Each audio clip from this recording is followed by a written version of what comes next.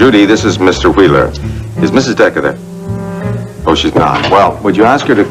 Oh, she just came in. Grant, I just saw Alice in the hall. She said you've been looking all over for That's me. right. I want to discuss something with you. It's about Mark and Brett. You found out where they are. No, I haven't, but that's the right subject. What is it? Rena, when we find out where High Topa is, Ryan and I are going there. What about me? Well, that's what I want to discuss with you. You see, while I'm gone, I need you to take charge of this place. Unless it's too much to ask. No, of course it isn't too much, Grant. I'm just not sure that I want to do that. Why not? I need to go with you to High Topa. Oh, no, that's out of the question. Why not? Because I need you here, Rena, at World. Oh, no, you're not going to do that. I'm not going to sit here waiting for you while you're out there in danger. I'm not going to let you go into that kind of jeopardy. But, Grant, Rena, I will not risk your life. Justin, I talked to TJ about those changes that Mr. Larson wanted in the contracts. He said that they were fine, that they wouldn't hurt Marshall Oil at all. Fine, change it. And also, Mr. Carlson's attorney, Mr. Spurrier, called and said that he had the contracts ready. Carlson signed them. Justin, what's bothering you? You've been preoccupied all morning. I've been doing a lot of thinking. About what? About Gregory Gregory? and that Hannibal character. What about Hannibal? If he has as much control over that inheritance as you say he has, what kind of control does he have over Gregory?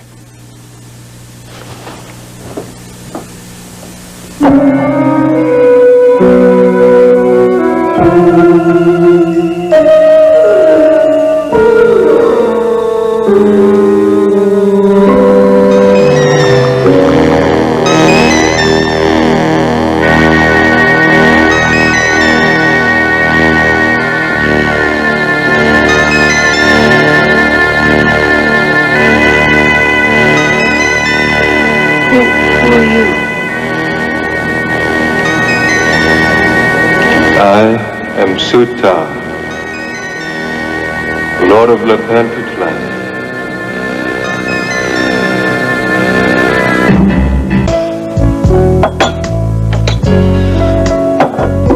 Oh, darn. I wish you would get Ruby and them back here so I could get my peace of mind back.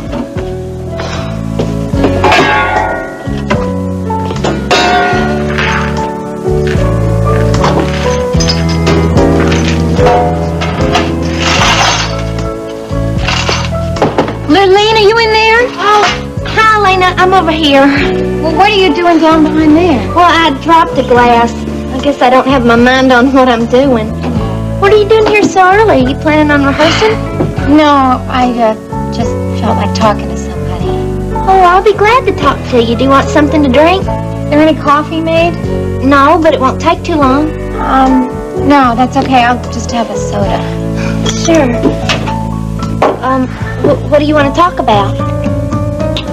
Lurleen, I'm really getting worried.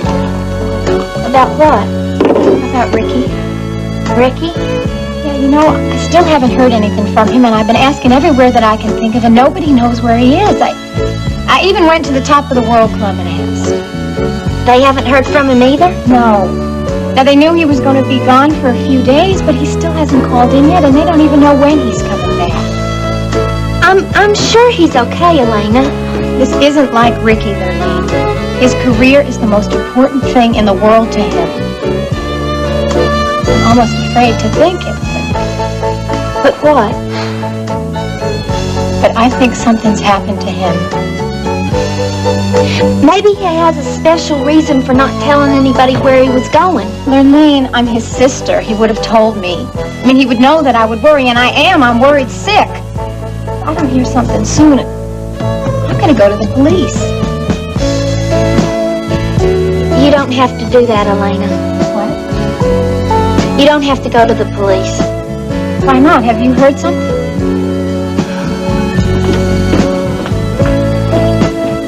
Elena, I think you better sit down.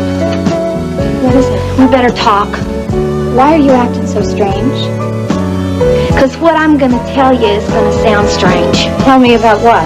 Ricky, What about him? I know where he is.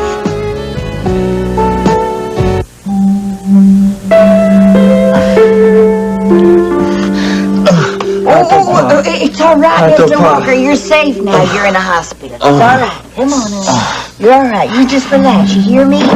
Everything's gonna be all right now. Shh, just the man they relax. brought in from the Oasis River Junction? Yes, sir. Joe Walker. Where's his truck? The information from the police is in there. Oh, good. Has he regained consciousness at all since he was brought in? He's in and out, not very coherent. Fever? I took it about 10 minutes ago. It was up to 103. How about the pulse? A little rapid, blood pressure low, but his heart rate is strong and regular. Oh, from what I hear, Mr. Walker is lucky to be alive. He survived in that godforsaken country is a miracle.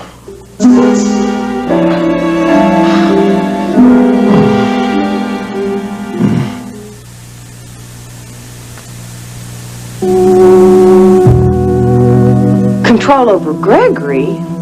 No. Control over the inheritance. That's all. What's to stop him from charging in here and trying to tell us how to raise Gregory? He won't do that How do you know? because I've already talked to him about it. But then you thought it was possible for him to interfere in our family business, didn't you? I just didn't even want to take that chance, Justin. I told him to stay away from Gregory and Allison, too, for that matter. You're still worried he might do something, right? Well, I mean, yeah, I worry, but I don't think that he'll interfere. He hasn't so far. There still is a chance, isn't there? Now, Justin, I just think you're making a mountain out of a molehill. I don't think so, darling. You know, you never really told me why Hannibal is here in Houston. I did. I don't know. But you think he's bad news. I don't like the I man. don't like him either. I don't like him lurking around here in Houston. I don't care what he has to do with this control of this inheritance, but I'm not having him interfering with my family, especially where Gregory is concerned. I'm not going to put up with that. Justin, now what are you going to do? Don't worry about a thing. I can deal with Hannibal. Justin, I don't want you getting involved with this man. What's the matter, Don? Don't you think I can take care of myself? Well, of course you can take care of yourself, but Justin, Hannibal is very powerful. And I am a power to be dealt with. He has no right to be mixing in with us. I'm not going to take any chance of him coming in between Gregory and myself. I don't want Hannibal within a mile of that boy. Now, where I'm are going you to tell going? him so. I'll find out a little bit more about Hannibal. Well, where? From Hawker and Boots. I think it's time for a little chat. If anybody knows anything about Hannibal, it'll be those two. Now, you just get that little worried look off your face, darling. I'm going to be just fine. I'm going to take care of this whole situation. Bye-bye.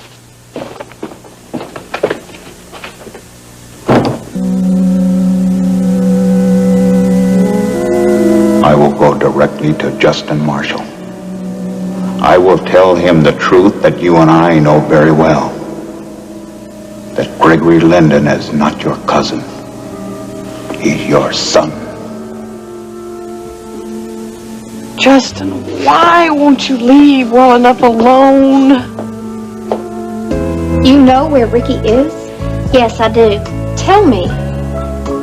Elena, you better sit down. I think this is going to take some telling. I don't want to sit down, Lurleen. Please tell me where Ricky is.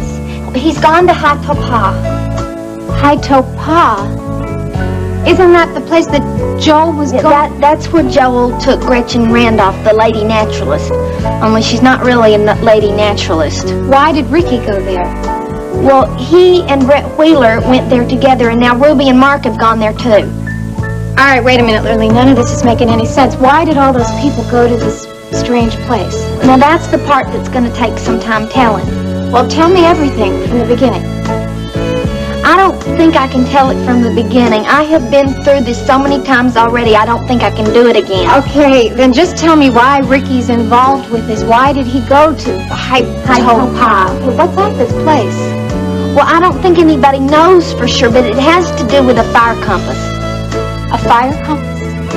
Oh, you don't know about that, do you? Well, it's this old-looking kind of Indian puzzle. Brett's friend, Miles Rehnquist, now he's a famous geologist, he was looking for it so he could find Hato-Pa. Well, then he disappeared, but he didn't really disappear because he turned up at our apartment. What was he doing at your apartment? Well, he was trying to find the fire compass. At your apartment? Yeah, and he found it. What was it doing there? That's a whole other story, Elena. I don't want to get into that right now. Would you mind telling me what Ricky has to do with all this? Well, now I'm getting to that. You see, when Brett and Ricky didn't hear from Professor Rehnquist, they must have gone off to Hato-Pa. But Gretchen, now that lady's another story altogether. What do you mean? She had a closet full of guns and all other weapons. Now, Gretchen was trying to find the fire compass, too, and she found it. She found the fire compass in your apartment? Yeah, but there was a piece missing, so she must have decided that Brett had it. So she hired Joel to take her to Hato-Pa. Then she's after Brett and Ricky. I think so. But Ruby and Mark have gone out there to find them. They're in a lot of danger, aren't they? They must be. You see, Gretchen killed Miles Rehnquist, and she tried to kill Ruby, too, when she kidnapped her, trying to find out where the missing piece of the fire compass was. Lurleen, why didn't you say anything to me about this before? Because I didn't want you to worry. Worry? Lurleen, my brother's life is in danger. I know that. I know I should have said something to you before, but when Ruby and Mark went out there, I thought for sure they were going to bring Brett and Ricky back here safely. But it's been such a long time. Okay, does anybody else know about this? Yeah, practically everybody does. Is anybody doing anything about it? Yeah, I think so. You see, Mr. Wheeler, Mark and Brett's father, is involved now. He's trying to locate Hato-Pa. I'm sure as soon as he does, he's going to find them. You think he's going to be able to do that? Yeah, I think so.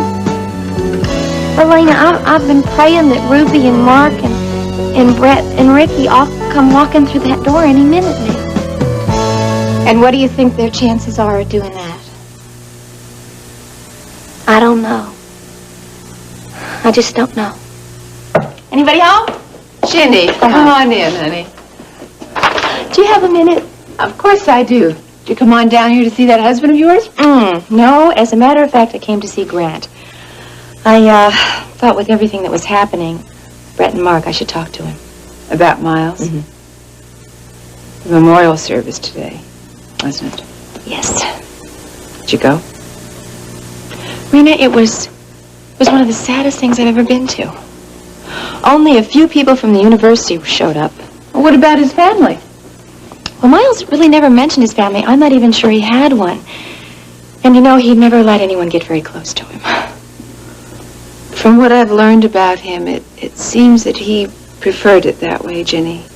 His obsession with Hato-Pa destroyed any relationships he might have had. Oh, Rena, I don't think he really wanted it that way. He felt that he couldn't really get close to anyone because they might get hurt. Must have been very hard for him. He was such a caring, concerned man. But you got to know him pretty well, didn't you? I guess I got about as close to him as he'd let me. I did care about what happened to him. I'm sorry. This must have been very hard on you. Yeah, it has been. And now, even in death, he's creating problems. What do you mean? Brett? What about Brett? Well, it's not what's happening now. Well, then what? Brett is very devoted to her work as a geologist. I just hope that she never gets obsessive like Miles did about Hato-Pa. I don't think we have to worry about Brett on that score. The fact that she took Ricky with her indicates that she's not a loner like Miles was. No, I suppose you're right. But it is sad that some people never let anyone close to them to go through things alone. You're right, Jenny. It is sad.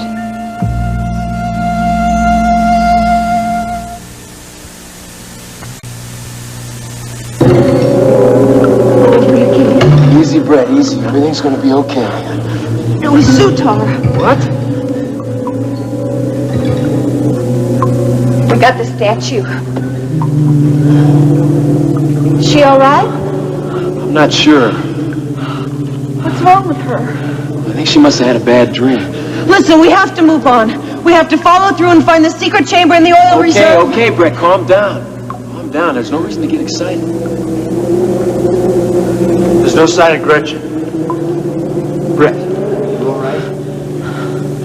I'm fine. Are you sure? Yeah. Oh, and Ricky, thank you for everything. It's okay. It's okay. No, I mean it. Thank you.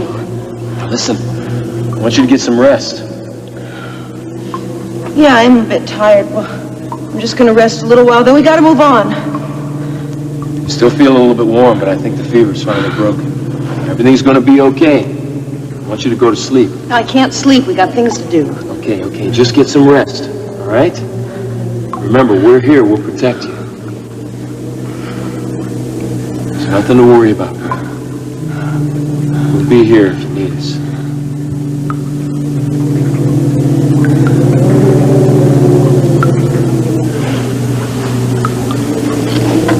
I think she's gonna be okay. Mark, can I talk to you for a minute? Sure. Let's go over there. Ruby, will you keep an eye on her? Yeah, sure.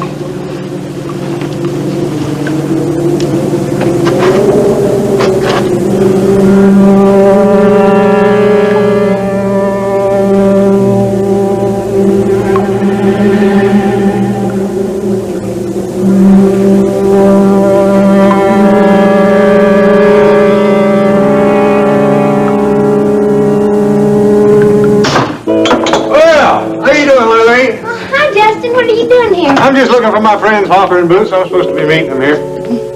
Well, they should be along soon. Here's something. Aren't they those two old boys? I like them a lot. They always say the nicest things about me. Well, that's because they're true. Thank you, Justin. They've been spending a lot of time down here, haven't they? Yeah, they sure are. They're having a lot of their meetings here. Well, can't be hurting business anyhow. It sure isn't. There's one thing that worries me. What's that, darling? They keep suggesting that I fix the place up. I don't want to hurt their feelings, but I like the coop the way it is. Well, I think you should keep it this way. I like it this way myself. It has a lot of homey country charm to it. Oh, do you think that if I told them what you said, they might not be upset if I didn't want to fix the place up? Oh, can't hurt telling them. They're understanding people. Oh, thank you, Justin. Oh, you don't have to thank me at all, Lurleen. I don't see your partner. Is she around? Ruby? No, she's not here. Where is she? Well, she went to Nashville. Oh, yeah, you told me. You told me she went to Nashville, set up that recording contract for Ricky. Right. Yeah, it doesn't hurt to keep him in the limelight, does it? Guess not. Well, I'm sorry. I wanted to talk to Ruby. It was very important. I see her. About what? Well, I'm lining up some more promotional spots for Billy Joe and the A-side chain. I wanted to discuss it with her. When does she due back? I'm not sure. Lurleen. Listen, you and Ruby haven't had a falling out, have you? Why, no. Why would you say that? Well, you just tensed up a little bit when I brought up her name. Oh, that. I was just wondering how she's doing in Nashville. She hadn't called me today. But I'll tell her you need to talk to her just as soon as I talk to her. Thanks a lot. Thanks a lot. I'm sure glad that you're still friends and partners. You know, that Ruby is really going places. She might just take you right along with her. Well, that's certainly true. Things just haven't stopped jumping since I met Ruby. Well, he seems to be resting easily enough. Is he gonna make it? His vital signs are improving. He continues to stabilize in the next 24 hours. I would say he has a very good chance at recovery. He must have a strong will to live. Yes. And he's obviously in very good physical condition when that happened. Otherwise, he would never have lasted as long as he has. Poor man, I wonder how long he was lying out there like this. Several days, according to the police. But did the police know how he was found? Yeah, an Indian range rider was riding horseback in one of the remote canyons in the Nueces River area. Came across Mr. Walker. He was half dead. Took him to the small community hospital at Nueces River Junction. And the doctor there patched him up as best as he could. And then he informed the police to transport him up here by helicopter. Well, did the police know how he was shot? No, they're hoping to find out when Mr. Walker regains consciousness, hopefully. What about his family? Well, they're trying to track him down. Well, I hope they find him soon. He's gonna need someone here to help him through all this. Yeah, it's obviously going to take quite a while for him to recover. Well, I've got some other patients to take care of. I want you to watch Mr. Walker very, very closely. And check his vital signs every half hour. I will, Doctor.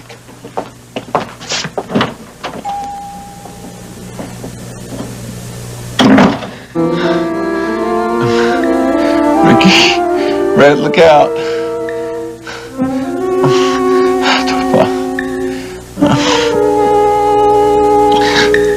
We gotta talk to Mr. Wheeler. Mr. Wheeler. But I'm telling you, he hasn't answered the messages I've already left. You sure he's got them? You give him another message. You tell him Justin Marshall wants to talk to him. And I intend on doing so. He's not going to be able to dodge me forever. Goodbye.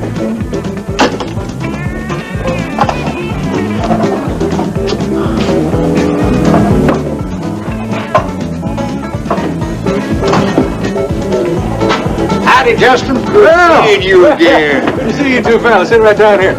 I took the liberty of ordering us our drinks. Well, now that's right thoughtful of you, Justin. Sure was. But then you always do the right thing, don't you, Justin? Well, I know how to treat my friends. Got a good head on your shoulders. That's why we were real pleased that we picked you to be Ricky Decker's honorary campaign manager. I'm glad about that. I'm just anxious to get started. Well, we'd like you to, but we've run into a small problem. What's that? Our candidate's left town, and we haven't been able to locate him. Well, I know Ricky's left town. I just don't know where he went. Well, that's what we're trying to find out. His pretty little manager said he went up to Armstrong County in the Panhandle to find some relative to help him out. That was some time ago. I didn't know Ricky Decker had relatives in the Panhandle. Well, we looked into that and couldn't find any relatives there ourselves. So when we come back to check it out with Ruby, by golly, she was gone. Gone to Nashville. And we checked that one out, too. Couldn't find a hide in her hair over in Nashville. We're real concerned about both of them disappearing like that. Why's that? Ruby's of interest to us, Ricky, too. Especially Ricky. We're upset we don't know where he is. Yeah, we're real troubled by it. So if you get wind of where he is, you let us know. Yeah, we'd be right indebted for any help you can give us. Well, gentlemen, I'll try. Okay. Well, now, what do you want to talk about? Well, you two gentlemen have a reputation for knowing just about everybody in these parts. Well, I think that's a true statement. Just about everybody. I need some information on somebody, and I was hoping you could help me out. You got in mind? Man's name is Hannibal. I was hoping you could tell me something about him. Grant, do you have a few minutes? Jenny, of course. Come on in. Are you here to see Ryan? No, actually, I'd like to talk to you. Oh, about what? Brett and Mark and all the others. Have you heard anything at all yet? No, I'm afraid not. I'm so worried about them, Grant. Well, so are we all. I appreciate your concern. It's just that I feel partly responsible for all this happening. What? Jenny, you're not responsible for this. It's not entirely true. If I hadn't kept quiet all this time, their lives might not be in jeopardy right now. I just had no idea. I had no idea what they were getting into when Mark took off after Brett. That's just the point. Ginny, I do not blame you for this situation. Well, thank you. I know it's a little late in coming, but please let me know if there's anything I can do to help. I don't know what you could possibly do. I don't know what anybody could do, but I do appreciate the offer. Have you located Haitopa yet? No, but when I do, I'm going there. Ryan told me that. And I'd like Ryan to go with me. I need his expertise. He knows the countryside. Yes, he mentioned that, too. Ginny, you know that if he does come with me, he's subjecting himself to a great deal of danger. I know. If he wants to go, there's no way I can stop him from going. Well, how do you feel about that? Well, I'll be worried, of course. But there's something Ryan has to do.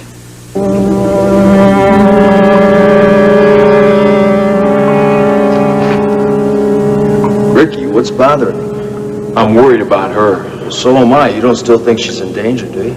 I don't think so, but I sure would feel a lot better if we could get her to some medical help. She's not going to go for that. Yeah, I know. Look, maybe we keep her here for a while until she gets stronger. Well, that's not what's bothering me. What is? She's been acting awful strange lately. She acts like she's in some other world. I know. I know. I've noticed it practically ever since she entered this cave. It's been worrying me, too. She's just doing things that aren't like her. I mean, above all else, Brett is a cool-headed scientist. Something in this cave has changed her. Look at the chances she took going into that pond. I know. The more I think about it, the more I think we gotta get her out of here. Tell you the truth, I don't think that's a bad idea. Oil or no oil. How are we going to convince her, though, to give up the quest for that secret chamber? We gotta find some way to do it. There's one other problem, too. Yeah, how to get her out of here. Yeah, well, Gretchen's people are probably still guarding the entrance to the cave.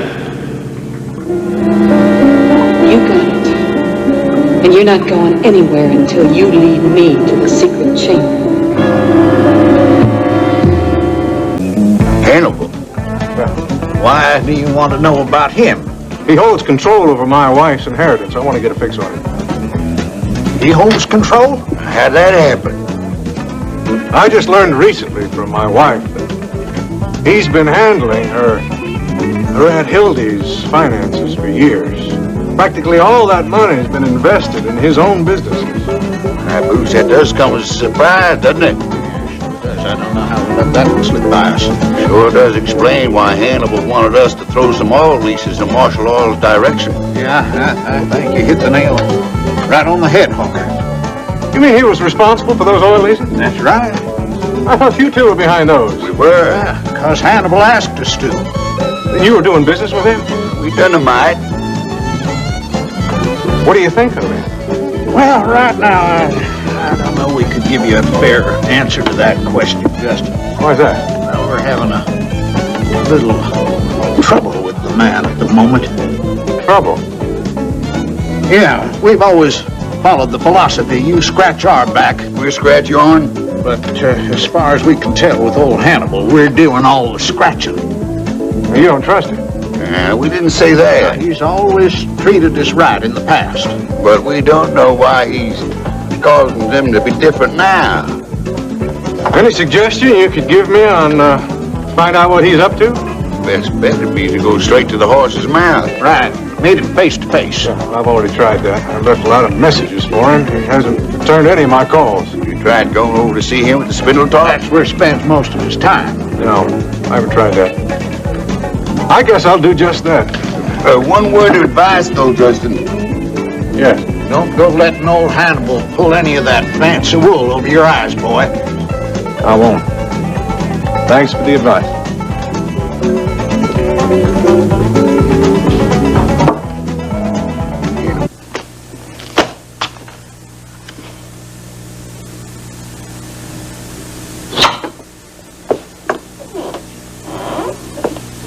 Hi, Ashley.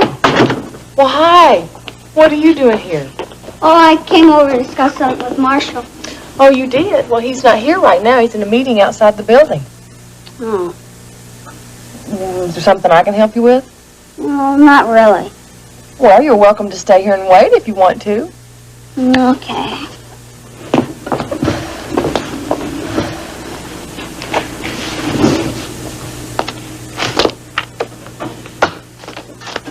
You all right, Ashley? Of course. Why do you ask? I think there's something wrong, isn't there? Now, why do you say that? Because when I came in here, you looked like something was bothering you. And just now, you seem like there was something still bothering you. You are a very astute young man. Now sit down. You want to talk about it? You are really something. I could just love you to pieces. I love you too, Ashley. I know you do. And you know what I suspect? I think that you're really a grown-up in little boy's clothes. But I really meant it about talking about what's bothering you. I know you do. But you don't want to talk about it, do you? No, you're wrong. I do want to talk to you. It concerns you. It does? Yes, it does. You remember seeing Mr. Hannibal at the Spindletop? Yeah, I remember. Saw him again with Allison when we had lunch. Oh. You don't like him, do you? I don't like him at all. Well, I'm glad of that, Gregory, because I want you to stay away from that man. Oh, don't worry, I will. He scares me. Scares you? Why? I don't know. He's weird. Just a feeling I have. Well, I sure wish I could tell you not to be scared of him. Can Hannibal hurt us? Yes, he can. But I don't think that he will. And he just better not try. There was a lot of danger out there, but I couldn't tell anyone. I've been asked to keep it a secret. Now I realize I never should have done that. Secrets can be so damaging sometimes. Isn't that the truth? I've been keeping so many secrets these past few months, I can't keep track of the lies myself. I just can't live like that anymore. We never realize how much we hurt those we love and really care about. I know. If I'd told somebody about my secrets, maybe Ruby and the rest of them would be okay right now.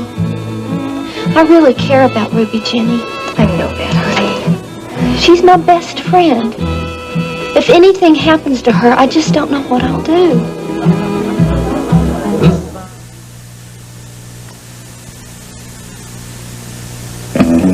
Hannibal. Why do you want to know about him? He holds control over my wife's inheritance. I want to get a fix on it. He holds control? How'd that happen? I just learned recently from my wife that he's been handling her Aunt Hildy's finances for years. Practically all that money has been invested in his own businesses. Boots, that does come as a surprise, doesn't it? Sure does. I don't know how we let that one slip by us. Sure does explain why Hannibal wanted us to throw some oil leases in Marshall Oil's direction. Yeah, I think you hit the nail right on the head, Hawker. You mean he was responsible for those oil leases? That's right. I thought you two were behind those. We were. Because Hannibal asked us to. And you were doing business with him? We done a mite. What do you think of him? Well, right now, I don't know we could give you a fair answer to that question, Justin. Why's that? Well, we're having a little trouble with the man at the moment. Trouble? Yeah, we've always followed the philosophy, you scratch our back, we scratch yourn. But as far as we can tell with old Hannibal, we're doing all the scratching. You don't trust him? We didn't say that. He's always treated us right in the past. But we don't know why he's causing them to be different now. Any suggestion you could give me on find out what he's up to? Best bet would be to go straight to the horse's mouth. Right. Meet him face to face. I've already tried that. I've left a lot of messages for him. He hasn't returned any of my calls. You tried going over to see him with the spindle top? That's where he spends most of his time. No, I haven't tried that. I guess I'll do just that. One word of advice, though, Justin. Yes. Don't go letting old Hannibal pull any of that fancy wool over your eyes, boy. I won't. Thanks for the advice.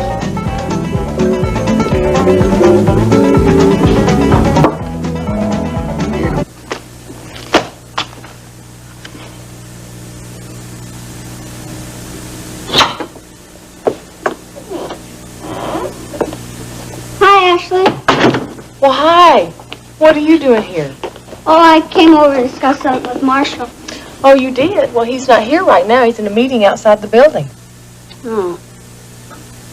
Is there something I can help you with? Well, not really.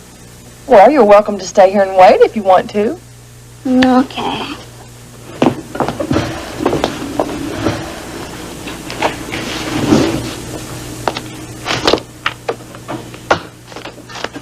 You all right, Ashley? Of course. Why do you ask? I think there's something wrong, isn't there?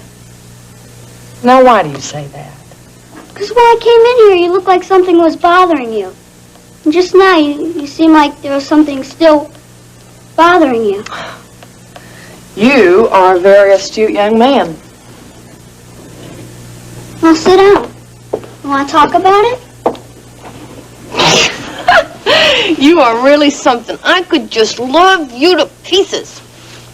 I love you too, Ashley. I know you do. And you know what I suspect? I think that you're really a grown-up in little boy's clothes. But I really meant it about talking about what's bothering you. I know you do. But you don't want to talk about it, do you? No, you're wrong. I do want to talk to you. It concerns you. It does? Yes, it does. You remember seeing Mr. Hannibal at the Spindletop? Yeah, I remember. Saw him again with Allison when we had lunch. Oh. You don't like him, do you? I don't like him at all. Well, I'm glad of that, Gregory, because I want you to stay away from that man. Oh, don't worry, I will. He scares me. Scares you? Why? I don't know. He's weird. Just a feeling I have. Well, I sure wish I could tell you not to be scared of him. Can Hannibal hurt us? Yes, he can. But I don't think that he will. And he just better not try. There's a lot of danger out there, but I couldn't tell anyone. I've been asked to keep it a secret. Now I realize I never should have done that. Secrets can be so damaging sometimes. Isn't that the truth? I've been keeping so many secrets these past few months. I can't keep track of the lies myself. I just can't live like that anymore. We never realize how much we hurt those we love and really care about. I know. If I'd told somebody about my secrets, maybe Ruby and the rest of them would be okay right now. I really care about Ruby, Jenny. I know that, honey. She's my best friend. If anything happens to her, I just don't know what I'll do.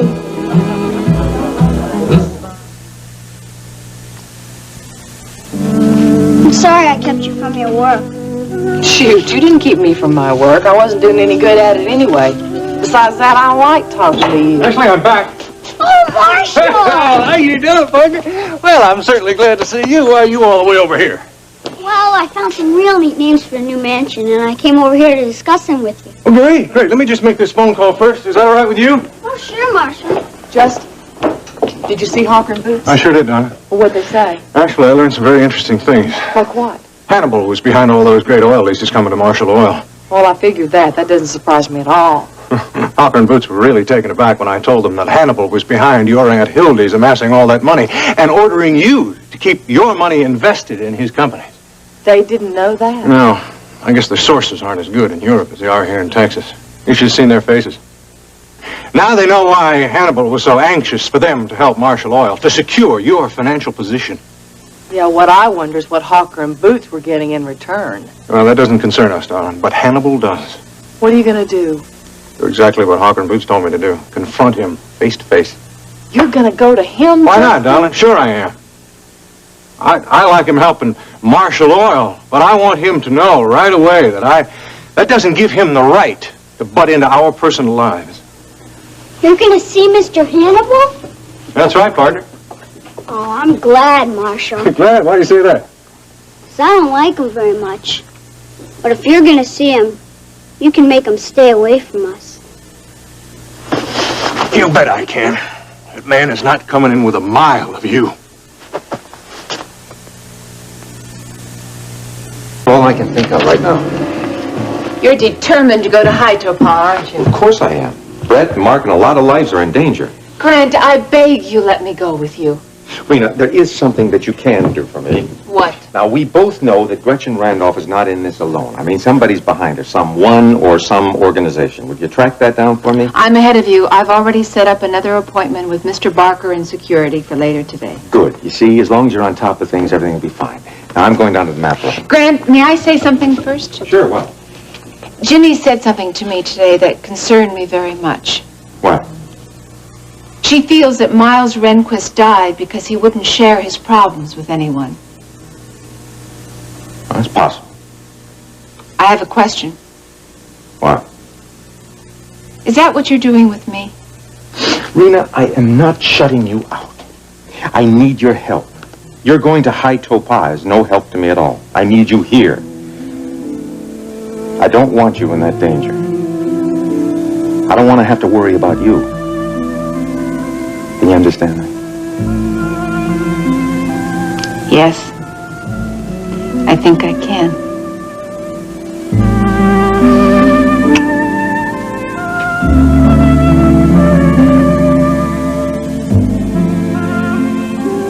Signs are continuing to improve. Has he regained consciousness at all? Only sporadically, Doctor, and they sound very coherent. Well, keep checking his signs every half hour. Yes, Doctor. Ricky, look out. Sorry, Mr. Walker. All right. Sorry, Come on, settle down. You'll be all right. Come on, you just settle There down. you go. Hear me? There you go. It's all right. It's all right. You know, it might be a good idea to have restraints put on him. I don't want this happening again. Those stitches could break under this pressure. I'll see to it right away, Doctor. What are you saying, Mr. Walker? Hytopa. What's that? Wheeler. What do you say, Doctor? Says something about Hytopa and Wheeler. Well, what do you think he means? Only ones I can know are the Wheelers, the Wheeler family, who donated a wing to this hospital. It's not very likely he's talking about those Wheelers. Which Wheeler family is that? It's Grant Wheeler's. He's in the oil business. I can't see any connection between them and Joel Walker.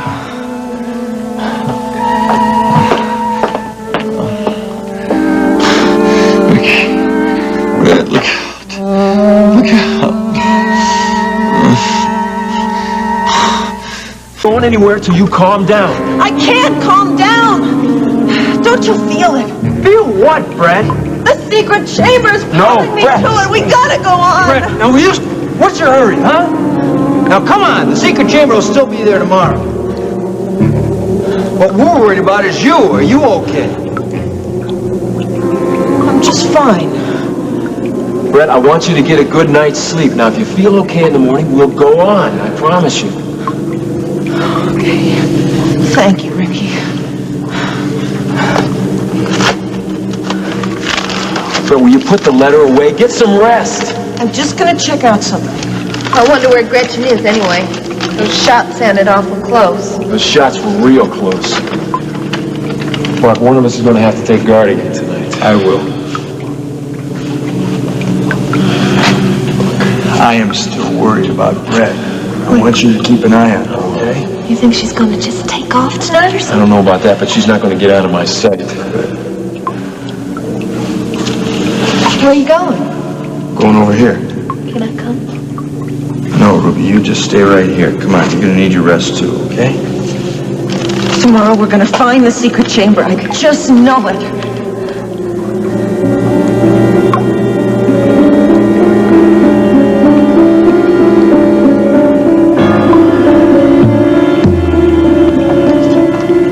Any luck?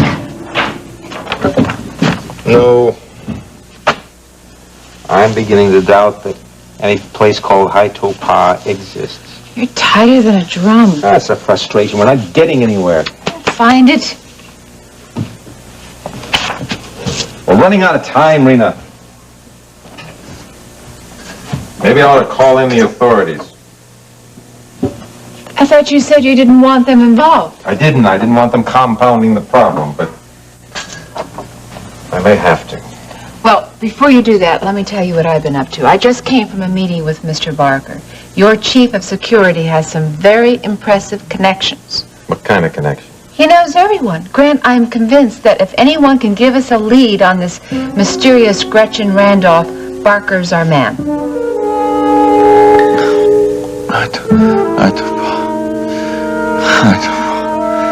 It's that word again. What do you suppose it means?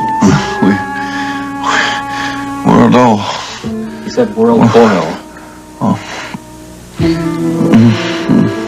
Maybe Wheeler's a friend of his.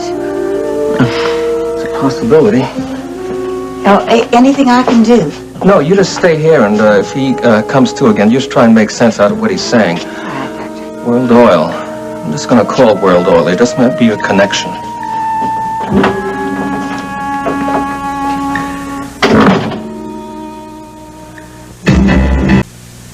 little more. Oop, that's all. That's all. Here, look, watch. Watch.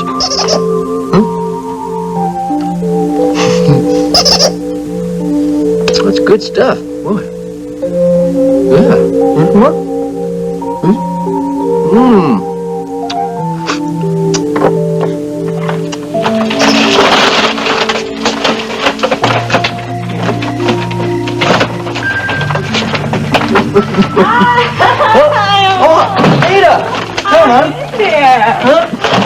Playing Jimmy. Oh, I'm sorry I'm late. I was working on this new design. I really think it's going to be my best.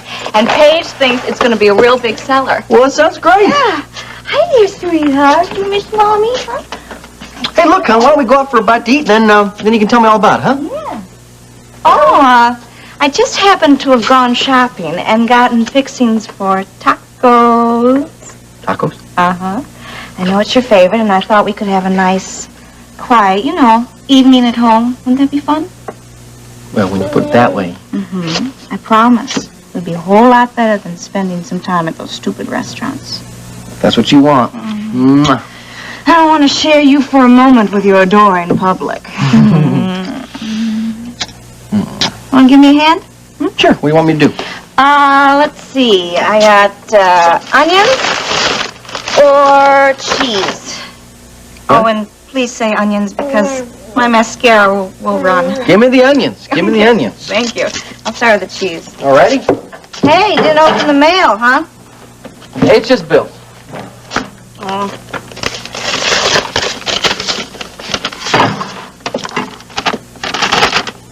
Did you see this bill from Dr. Wendell? Yeah, what about it? Well, it says our account's overdue. Must be a mistake, huh? No, it isn't a mistake. What do you mean it's not a mistake? I, just haven't paid Dr. Wendell, that's all. Vivian? Vivian? John, what is it? Vivian, I just came from the University of Texas Library. So? You're never going to guess who I came across there. Who? Boy, that old adage is very John, accurate. It really who? is. Miles Rehnquist. Miles Rehnquist? Yeah. What are you talking about, John? Professor Rehnquist is dead. No, I mean I came across him in the card catalog. What's he doing in there? Well, he's a very famous geologist, Vivian. He wrote all these books. Did Mr. Rehnquist have anything to say about Haitapa? Haitapa? Well, that's what you're looking for. I got so excited when I found these books I forgot. How could you do that? That's why you went. This is very important, John. I know, Vivian. Well, sometimes I just don't know what's the matter with me. Oh, don't worry about it. These are the books, right? Yes. Well, you look through these. You start reading. There's going to be something about Haitapa in here. There's bound to. Who are you going? I got to get my turnovers out of the oven, and then when I'm finished with them, I'll come back here and help you look through these books. I'd appreciate that, Vivian. Well, sure, two's better than one. Yeah, you're right. We got to find out where Haitapa is. Okay, I'll help you. Thank you, Vivian. Okay, and I'll bring you a turnover. Bring me a turnover. I got to find out where Haitapa is. What was Barker's opinion? What did he say when you told him that I wasn't going to call off the police? Well, he agreed with you. If the media gets a hold of this, he thinks that Brett and Mark could be in more I trouble. mean, I can't wait around forever. I'm going to have to call them out sooner or later. Okay, I'll tell him that. Rita. Yeah. Thank you. For what? Oh, for helping. You wonderful man. Don't you know how much I want to help? Well, I can't concentrate on it. I can't think of anything, not until Brett and Mark are back home safe. And they will be. With all the people we've got working on this, we're going to nail this thing down in no time at all. Will you do me a favor? Sure. You come to my house for dinner tonight. Now, Vivian says the house is full of food and there isn't anybody around to eat it. It's not. Grant, that's probably the most roundabout dinner invitation I've ever had. What's the matter with it? Well, I'd kind of like to think that you were inviting me over your house to dinner because you were enjoying my company. I mean, not because you wanted to get rid of a lot of food. Well, this way I get to kill two birds with one stone. I get you for company and I also get rid of some food. That sounds like Grant Wheeler. I'd accept your invitation with pleasure. 7 o'clock? 7 o'clock. Well, where are you going? Well, I gotta get cracking.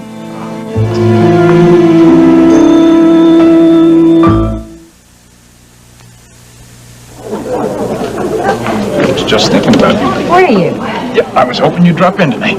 I'm sorry I missed you at the studio today, but I got stuck in my office. Well, that's the price you have to pay for being an executive. I suppose you're right. How'd the rehearsal go? Fine, just fine. I really enjoy working with Billy Joe. It's a lot of fun. He enjoys working with you, too. You make a good team. I'm glad you're pleased. I'm very pleased. However, there is one thing that I'm concerned about. What's that? Is working over at KVIK keeping you away from your place too much? Are you kidding? Those TV appearances are what are bringing all these people in here. I owe you a big thanks for that. No, you don't owe me a thing, Hunt. You're doing me a big favor by filling in for Ricky Decker. Any idea when he'll be back? I'm not exactly sure. I can't get over it. What? Well, every once in a while in your life, you get lucky. And when you walked in that door, you brought a bushel of luck in with you. I mean, Vicky, I took a big gamble leaving the oil business. I mean, leaving a steady job for what? The bar? My friend said I had rocks in my head. Well, they don't sound like very good friends to me. Oh, they were very good friends. They were thinking of what was best for me. But, Vicky, I am so glad that I took that chance. I am too. Took a lot of courage. Yeah, it was pretty rough the first few months. Just me and the bartender staring at each other. You've done all this for me. No, Hunt, you're very good. And the place has a wonderful atmosphere. It would have caught on. Well, I kind of have my doubts. I mean, I was getting behind on the bills. But fortunately, that's a thing of the past. I'm actually starting to show a profit. So glad it's turning out this way. You know, Vicky, my club and I owe you sort of a new chance on life. I thank you for that.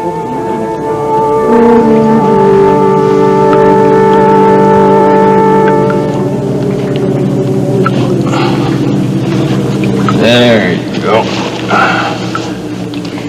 Thanks. Hey, fine long face. I wish you didn't have to stand guard.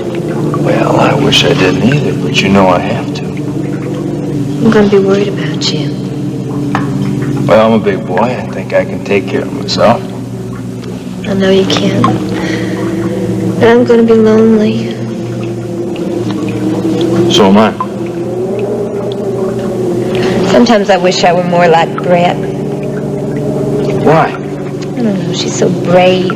Don't hear her complaining all the time. Now, you listen to me, Ruby Wright. She is used to the outdoors. She loves it. She's used to roughing it. I know this is all real new to you. Yes. I've never been so scared in my entire life. Well, then you're doing just fine, huh? You've even saved our skins a couple times. I thought I was just getting in the way. Now get that out of your head. You're not in the way. We're lucky, darn lucky, to have you on our side. You got that? Mark. What? Can you stay with me for a few more minutes?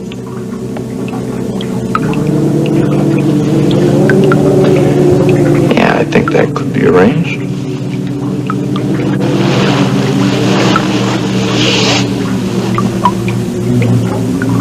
Tell you what, here, you sit up. Let me give you a back rub. Maybe that'll help you relax, huh?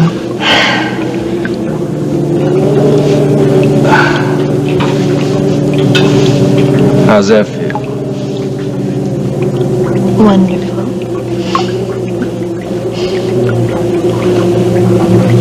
You know, you are really something else.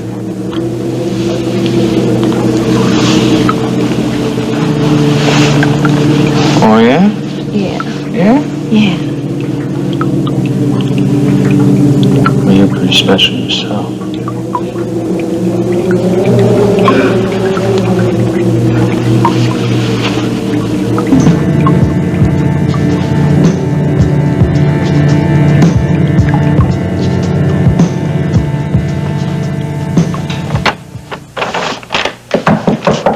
Come on in, Ryan.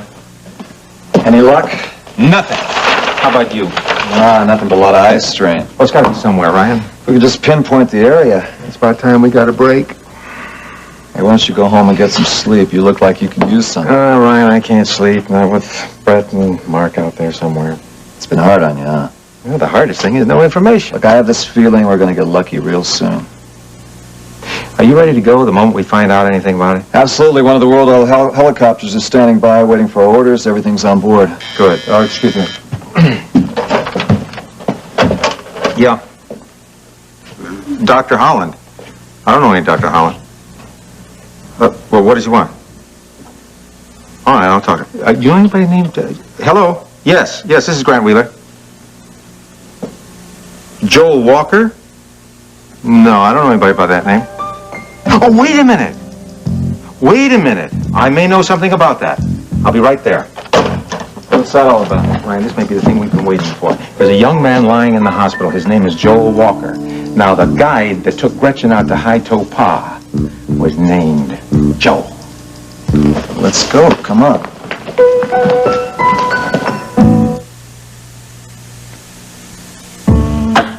What do you mean you didn't pay Dr. Wendell?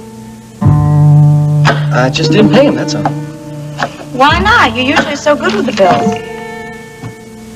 I've been having little problems, that's all. What kind of problem? With the house?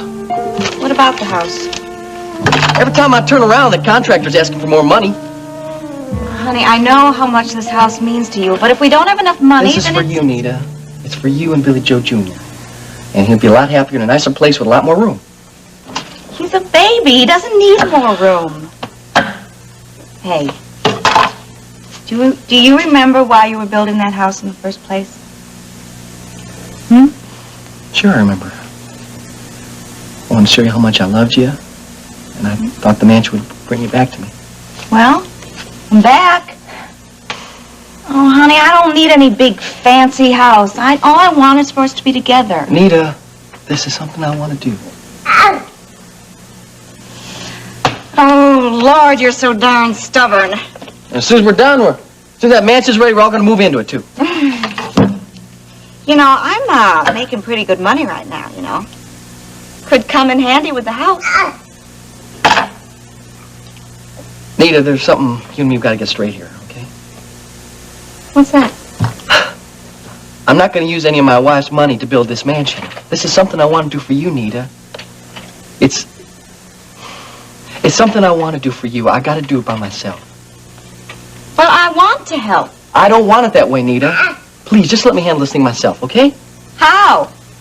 You've fallen behind in the bills. If I've got money, why can't I use it? Don't you see, Nita? I'm not going to feel good about this thing unless I can pay for it all myself. How are you going to do that? I'll find a way. How? Would you please answer my question? Justin wants me to do a whole lot more promotional spots. I'll just do them, that's all. They'll bring in a whole lot more money. You said you didn't want to do any more of those promotional spots. Well, I changed my mind. I want to do them now. Why are you acting like this? Because. Because why? Will you let me finish? Okay.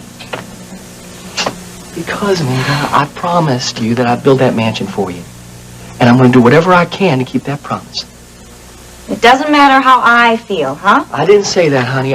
It matters a whole lot. I care how you feel. Well, at least let me help you pay the bills. I'm not going to let you pay for anything, Nita. I'm going to, Billy Joe. I'm going to help pay for the house. Did you hear me? I said no. Would you just listen to No, what I can't. I can't stay anymore and listen to Where are this. you going? I'm leaving. I want to... Where are you going?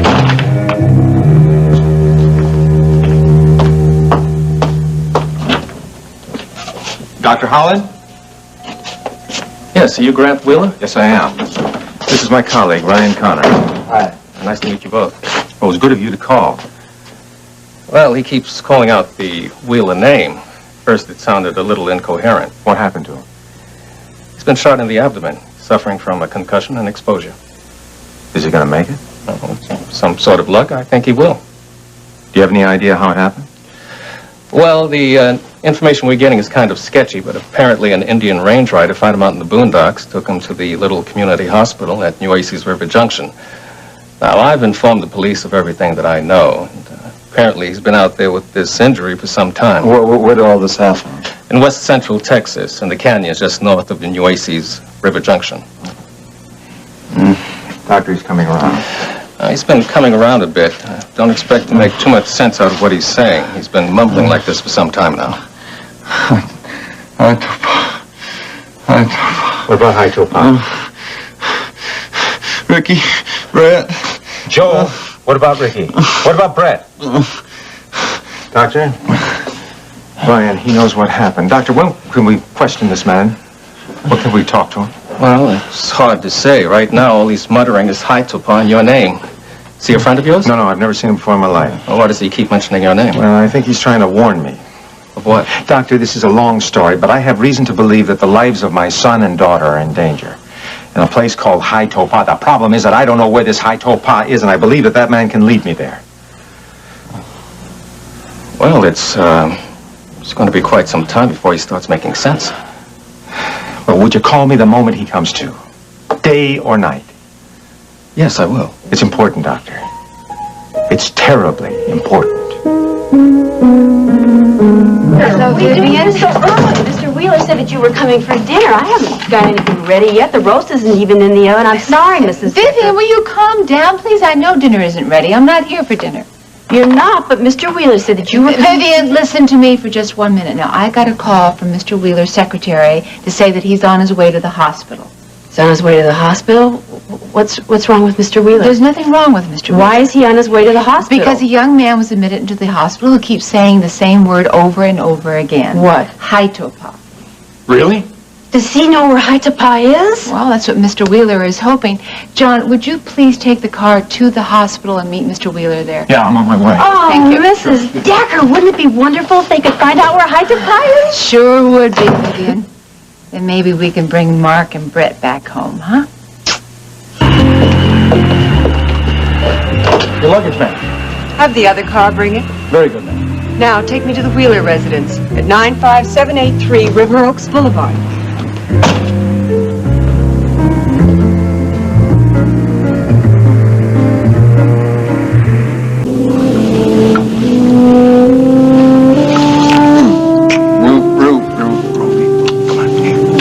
I gotta go.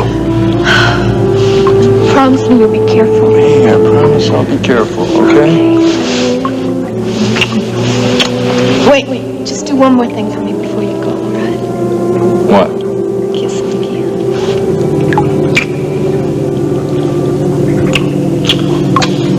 Come on, I gotta get going. Get some sleep, okay?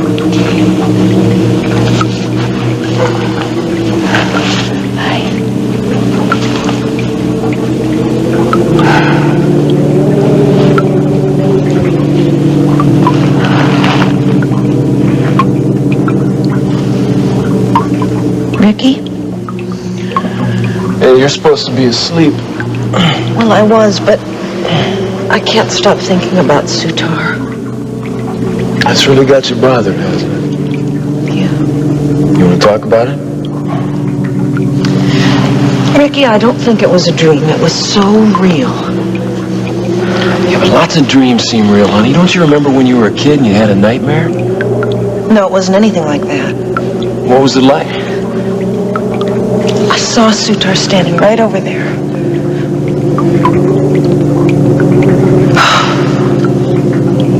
Are you okay? Ricky, he told me to stop looking for the secret chamber. He said that all my scientific knowledge meant nothing here. And then he said that if I persisted, he'd have no choice but to take me into his world forever. Obviously, Sutar doesn't know who he's dealing with. What? Honey, do you really think there's any way I'd let anybody steal you away from me? Don't do that, Ricky. Don't do what? You're humoring me. I can't stand it. I am not humoring you. Okay, because this wasn't some silly little dream. I mean, he was warning us to get out of here. You're not listening to him, are you, Brett? Why? Because he's wrong. There's got to be a scientific explanation for what's going on here. I gotta prove Sutar wrong. I gotta find that secret chamber in the oil reserve. Brett, is it really that important to you? Ricky, there is no way I'm going back. And you promised. You backing out now? I'm I'm just trying to make sure that this is what you really want to do. It is. I want to find the secret chamber. All right, then we'll do it your way on one condition. What? That you get some rest first. You've been through quite a lot these last couple of days. Well, I feel fine now, really. Okay, you feel fine now, really. But you still need to get some sleep. Would you hold me for a minute? Sure.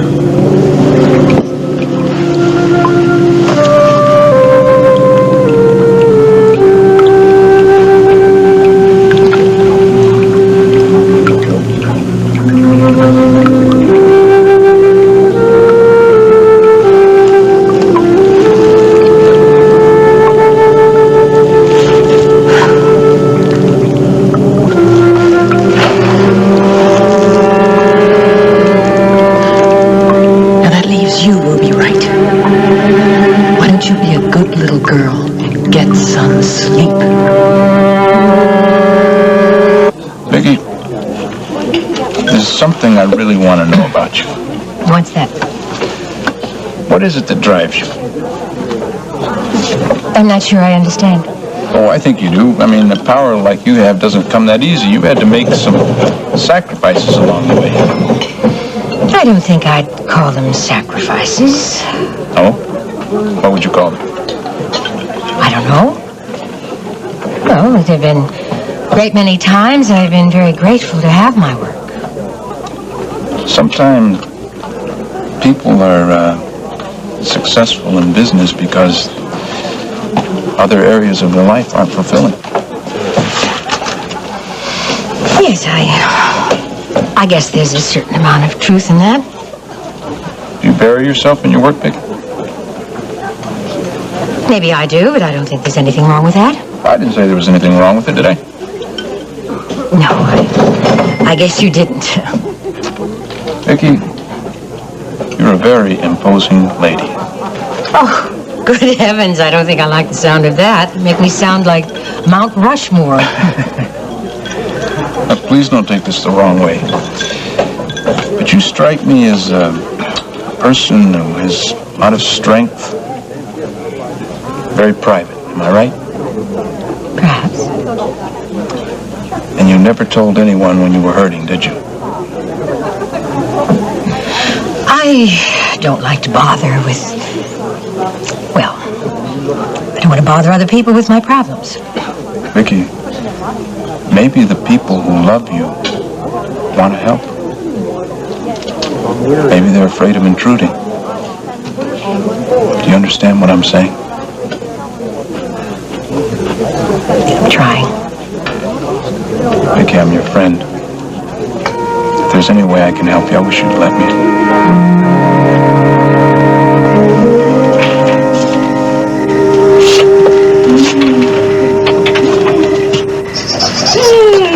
I'll eat some.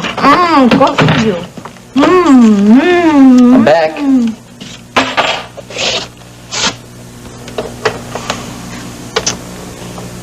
Oh, Billy Joe, I'm sorry. No, I'm sorry. I shouldn't run out like that. No, I made you upset. Yeah, you sure did. I just want to help.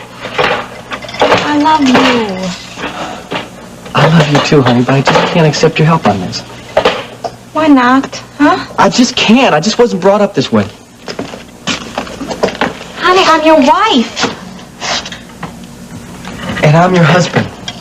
And I'm supposed to take care of you and Billy Joe Jr. here. But Nita, you make me feel so... I don't know, but when you offer to bail me out with your own money like that... Honey, we're married. That means we're partners, you know? Share and share alike. I know that. But, Nita, this mansion's my gift to you and Billy Joe Jr. You gotta understand that. I gotta do this thing myself. Yeah, but these bills. I'll take care of the bills. They just got out of hand, that's all. Is it so awful of me to want to help you? No, hon, it's wonderful. It's wonderful. But you gotta understand, hon, I just gotta do this. I gotta do this thing. Okay. I love you, huh? I love you so much. But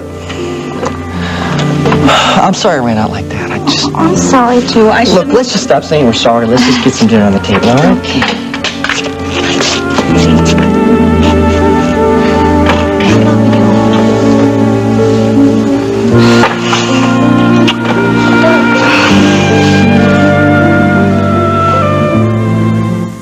What does this man in the hospital know about Haitopa? Well, he's the man that Gretchen hired to take her to Haitopa. Gretchen, who's that? Oh, you remember her. She was at that housewarming party for Lurleen. You mean their next door neighbor? Yeah. And she's at Haitopa too? Well, that's what we think. Why? We don't have all the details, but our guess is that Brett has something that Gretchen wants very much. Something that Gretchen is even willing to kill for. She killed Miles Rehnquist, Vivian. Mrs. Decker, that can't be true. She was so helpful at the party. I really felt kind of sorry for her. She seemed so lonesome. She fooled a lot of us. Well, no wonder Mr. Wheeler is so upset. That poor man. You should see him, Mrs. Decker. The way he stands at that window waiting for Mr. Mark and Miss Brett to walk up the driveway. I can't even get him to eat. And at night, I hear him wandering around down here, so I come down and offer to heat up some milk for him. He won't even drink that. It makes me feel just awful, but I can't help him. Vivian, you help him a lot. He knows how much you care about him and his family. I really do, Mrs. Decker. They've been very good to me. That's why it makes me feel so bad, so helpless. I know the feeling. Even I wish that I could do more. You shouldn't feel that way, Mrs. Decker. You do a lot for him. Maybe, but I still wish I could do more. Oh, you know, I think you do a lot. You should see the way he acts when he knows you're coming over here. He has this bounce in his step and this sparkle in his eye. You're a real tonic for him. Thank you for saying that. And you want to know what else I think? What? I think he's going to be a lot happier here when he knows that you're coming to live here as his wife. Well, I feel this in my bones. I know this is going to happen. You know, I really miss having a mistress in this house. Don't get me wrong, because I really like Miss Brett, but she doesn't care much about a house. She's always wandering around with her head in a mist thinking about those rocks of hers. But that's not the way it was with Mrs. Wheeler. I mean, my Mrs. Wheeler, you know, she just had this very deep respect for this house. She really loved it. I know she did. Well, there's no sense in talking about that now. If I'm going to get this dinner on the table, I better get the roast in the oven. Is there anything that I can get you before I do that? No, I'm just fine, Vivian. Thank you.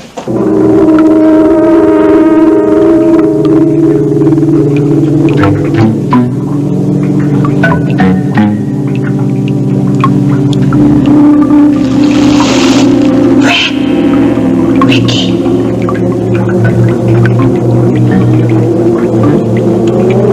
I'm sure you're somebody to talk to.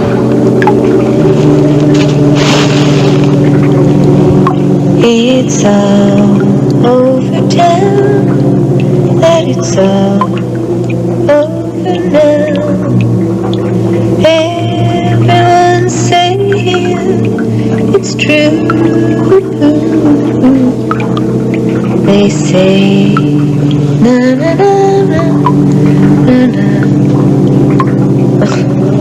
Wouldn't you know it, here I am stuck in this horrible cave and I'm singing Elena's song.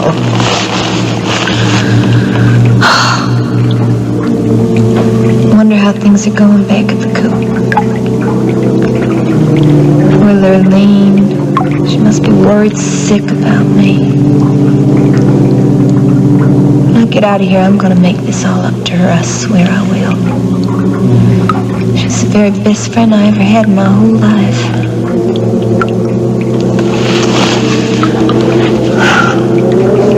Boy, it sure is dark in here.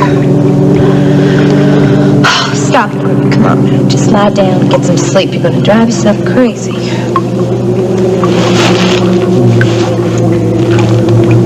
I wish Mark were right here beside me. He always makes everything better.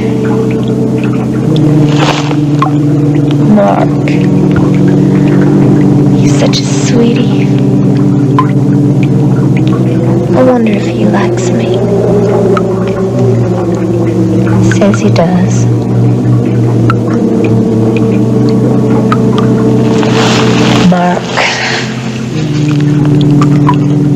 Mark Wheeler. Mrs. Mark Wheeler.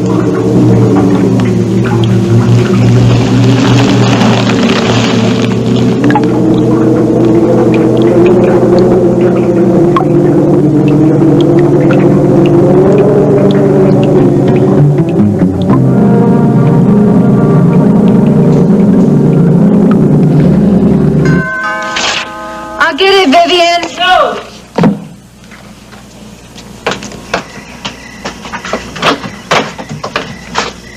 Hello.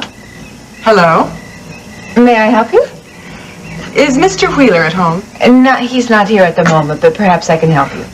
I doubt that very much. Excuse me. Why, isn't this pleasant? It, certainly has potential, don't you think? You're Mrs. Decker. You know me? Well, not exactly, dear. Let's just say I know all about you.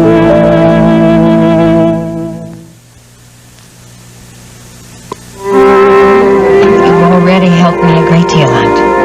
Not really. Oh, yes, you have. I've had some very difficult times the last few weeks. I know you have. I got through many of those days and nights by just knowing that I could come here, that I have a friend here. I'm glad it seemed that way. Did. Have you, come to any decisions about your husband? And I'd really rather not talk about him right now. You don't have to talk about it. I just thought it would help. Thanks, but not tonight, okay? Deal. So, what do you want to talk about? You. Me? You already know everything there is to know about me. I mean, you know about my family, my career, my dreams. Not very many people know that much about me. I'm glad you shared it with me. Well, I didn't really have a choice. What do you mean? You have a talent for drawing people out. Well, so do you. Really, Hunt, you've made me feel very special. Well, that's not hard to do. You are very special. And you're very, very attractive. I bet you say that to all the women who get you on television. Vicky, this is one thing that I'm not kidding about, all right? All right. You are one of the most interesting women that I have ever met anywhere. That's very sweet of you to say. I mean, just look at you. Can't you see how special you are? I don't feel special most of the time. Well, you should. You're one of the most successful women in Houston. I've been very lucky. Ah, come on. There's a lot more to do than luck. And you know, with all that power, you're still feminine. Vulnerable. I like that. Well, we really do sound like a mutual admiration society, don't we? You know, Vicky, with all that power, that experience, that knowledge, still one thing you haven't learned. What? How to accept a heartfelt compliment.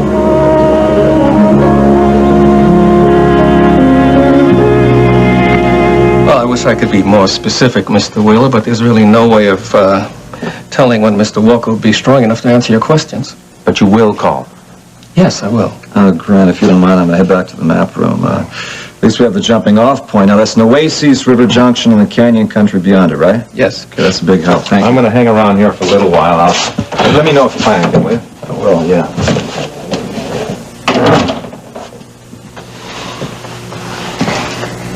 He's been through a lot, hasn't he? Well, he certainly has. He was lucky the Indian Range Rider found him when he did. A little more time exposed to those elements, and there's no way he could have made it. Have you been able to locate any of his family? None. We've been trying the best we can so far. Ryan Connor tells me that this man's father ran a feed grain store in Marshall Village. Died about a year ago. Doesn't seem to know about any other family. There's none. That's the best we can do. Well, I'll keep my people on it. Oh, thanks. We'd appreciate that. Doctor, in the event that you can't find any family, I'd like to pick up his bill. Well, that would be greatly appreciated. Was anybody I contact, or...? No, I'll notify the billing department and have the bill sent directly to your address. Thank you, Doctor. Thank you.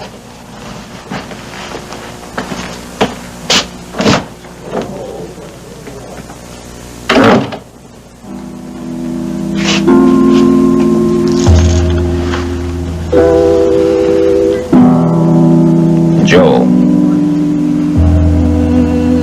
you don't know me, and I don't know you. But somewhere down the road, maybe we'll meet. Listen, pal. Right now, you're the only man in the world that can lead me to my son and my daughter. So get well. I need you. You know who I am? Your picture's in the paper often enough.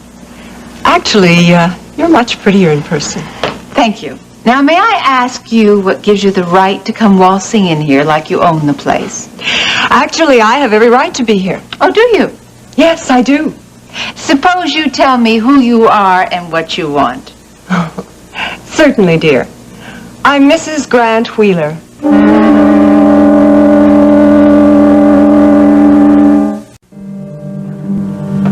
Actually, I have every right to be here. Oh, you do? Yes, I do. Suppose you tell me who you are and what you're doing.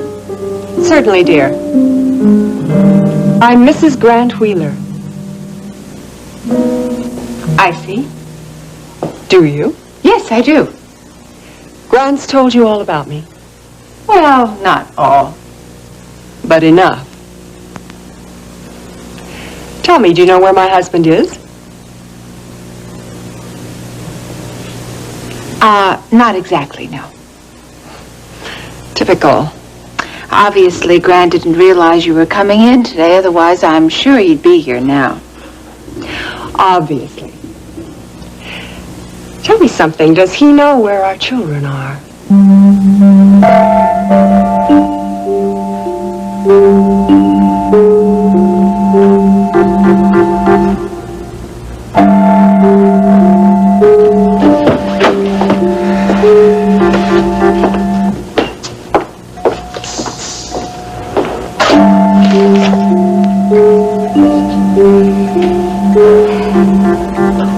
Any change? He's holding his own. You look like you could use some rest yourself, Mr. Wheeler. No, I have to be here when he awakens. That probably won't be till morning. Looks to me like he's gonna sleep through the night. I have to talk with him. Well, that won't be tonight. Look, I could call you if he wakes up, but I doubt that he will. All right. I suppose I could go home for a couple of hours. But let me give you a number to call me as soon as he awakens. Yes, sir. I'll do that. And I don't care what time it is. I must talk with him. A call, I promise. Thank you. Yes, sir.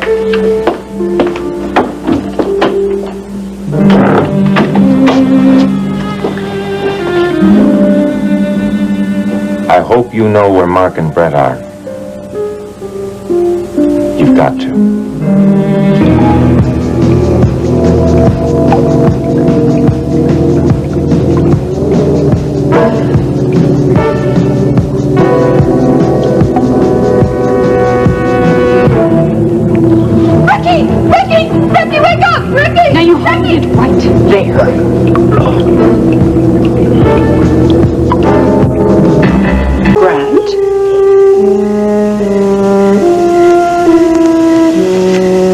Vivian, have the driver take the luggage up to one of the guest rooms. Okay, upstairs. Vivian, Yes, ma'am. do make sure there's fresh linen on the bed. Yes, ma'am. I asked you a question, Grant, and I expect an answer. Where are the children? I don't know, Judith. I just came from a place where I was hoping to find out. Do you have any new leads? No, the guy in the hospital is unconscious, and he's going to be that way until morning. If he regains consciousness, they're going to call me here. I hope he can answer an awful lot of questions.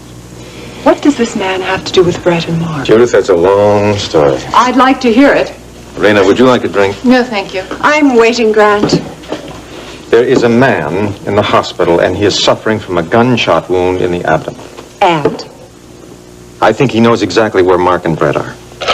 And you don't know where they are. All I know is that they're in a canyon called High Topa, but I don't know where that canyon is. What are they doing there? Well, Brett went there to look for something. Mark went there to look for Brett, and they haven't been heard from since. What is all this about? Judith, the man in the hospital is a guide. Now, he was hired by somebody to follow Brett. And I think that same somebody tried to kill him, and I think he wants to kill Mark and Brett, and I'm doing my damnedest to find them before that happens. I had no idea it involved something like this. Well, it does. You should have told me. Tell you what, I don't know anything. I don't know where Brett is, I don't know who's behind all this, and I don't know where in the hell High Topa is. Oh, you've been keeping this all to yourself. You didn't have to. What could I have told you, Judith? You were trying not to upset me, weren't you? That's just like you. Keeping things to yourself, holding them in, always protecting. Judith. I know what you were trying to do, Grant, and I appreciate it. But this is our problem now, yours and mine, and we're going to get to the bottom of this problem together. We are going to find our children. I think I better be leaving. I'll drive you home. That won't be necessary, Grant. I think we should discuss this further, Grant. We will, after I drive Rena home.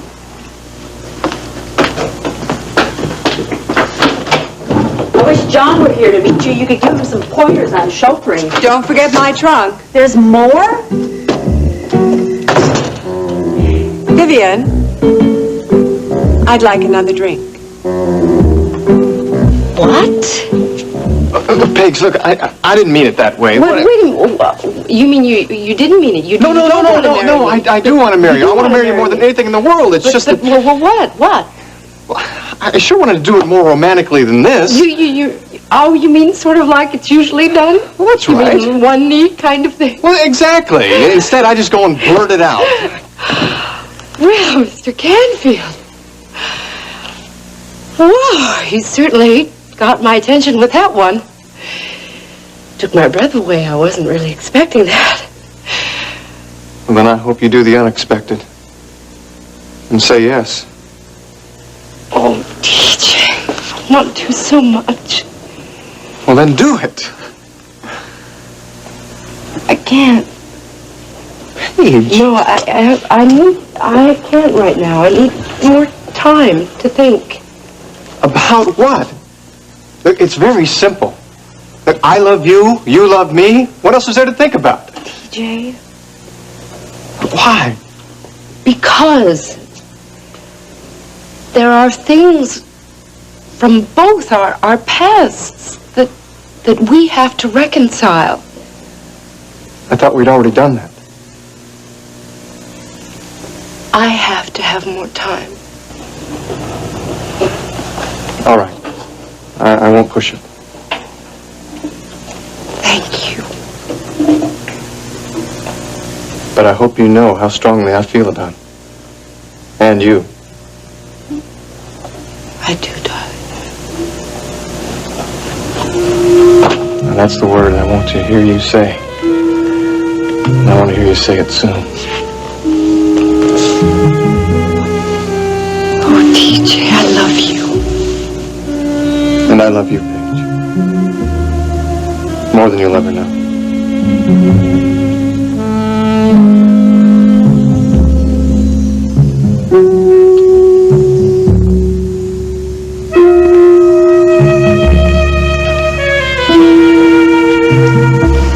Now, are you still thinking about Hannibal? Not anymore. Well, would you do me a favor? What? Would you tell me if you've seen a little tornado running around here about so high? Oh, dark hair, big blue eyes, Sounds like it. freckles. Lots of them. Well, that little tornado took all the quarters that I had in the world and went downstairs to the arcade. You think he's going to come back soon? Well, as soon as he saves the world from space invaders. You know, just talking about him means everything to me. I know. I never thought a little kid could make me feel like that. I don't want anything to change that feeling, Ashley. And that's why I've got to go talk to this Hannibal. Want a drink? No, I've got one. Okay.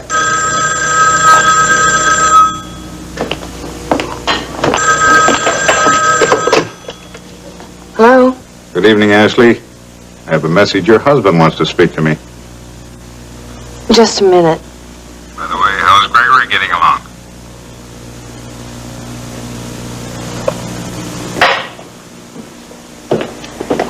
Hannibal. Hello, Mr. Hannibal. Mr. Marshall, you wanted to speak to me? Yes, I did. I thought it would be a very good idea for us to get together, the two of us, face to face, soon. I think that can be arranged. How about tomorrow morning at the Spindletop? That will be fine, Mr. Hannibal. There are one or two things I think we should straighten out. Indeed there are, Mr. Marshall. Indeed there are. All right, then. I'll see you tomorrow. Goodbye. Marshall, why were you talking to him? Hannibal, Yeah. I'm going to meet with him. Why?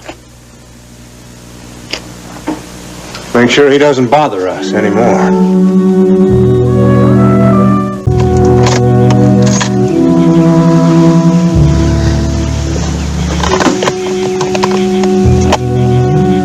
I'm sorry. About what? Oh, Judith coming in just like that. Grant, I expected something like this to happen. You did? Sure. After that talk you had with your lawyer, I knew that this was coming up. That must have been terribly awkward. Just the two of you in the house. It was something being the only one there when she arrived. I handled it the best way I could. I'm sorry you had to go through that. Don't blame yourself. You did what you had to do. You had to be at the hospital with that guide. I just hope that he gets better and that he can give us some information. So do I. Rena, do you want to talk about it? About what? Judith, her staying in my house. I don't know what's going on in your mind.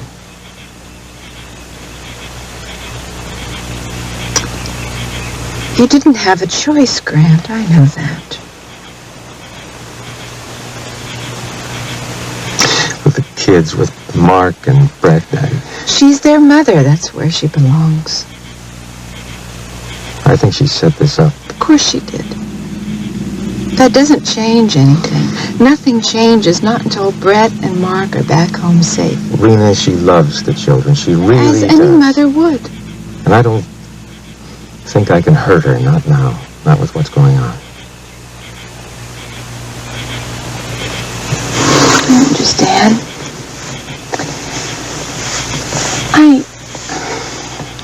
I don't want you to feel uncomfortable with me about this, okay? I want to help you. You really are something. The important thing, the only thing that's important is that Mark and Brett be back home safe.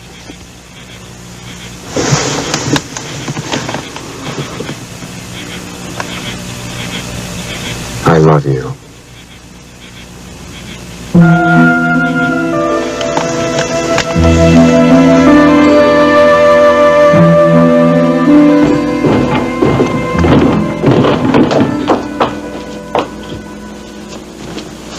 I unpacked your suitcases, Mrs. Wheeler. Thank you. But I didn't unpack your trunks because I wasn't sure how long you were going to be staying here. Well, Well, I haven't seen my children in quite a while. I imagine I'll be spending quite some time here when they return. I sure didn't expect that you were going to be coming down here to Houston. Why would you expect me anywhere? Oh, I didn't mean it like that, Mrs. Wheeler. How did you mean it? Well, usually Mr. Wheeler lets me know when any guest is going to be staying over. I'm not any guest, Vivian. No, ma'am, you're not. Does Mr. Wheeler always share his personal business with you? I guess when it comes to the running of this house, I guess he tells me that. You seem to know an awful lot more than just the running of the house, Vivian. What do you mean, Mrs. Wheeler? Rena Decker, for instance? I know that Mrs. Decker is a very nice person. And Mr. Wheeler is happy with her. I don't know about that. Of course you don't. You wouldn't concern yourself with the personal affairs of the people you work for. I think I'll go up and change before Mr. Wheeler returns.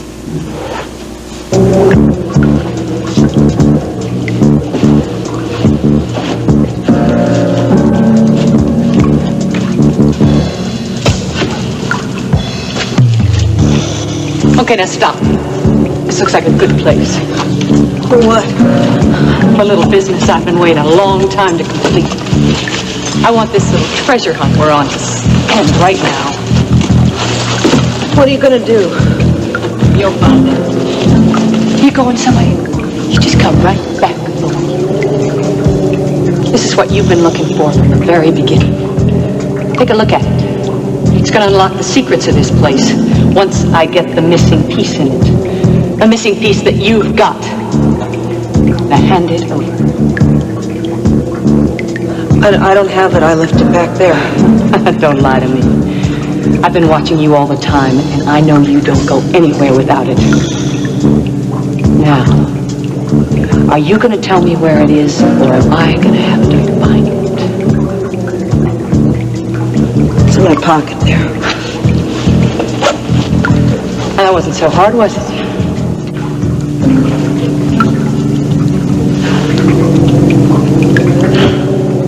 Let's see what happens.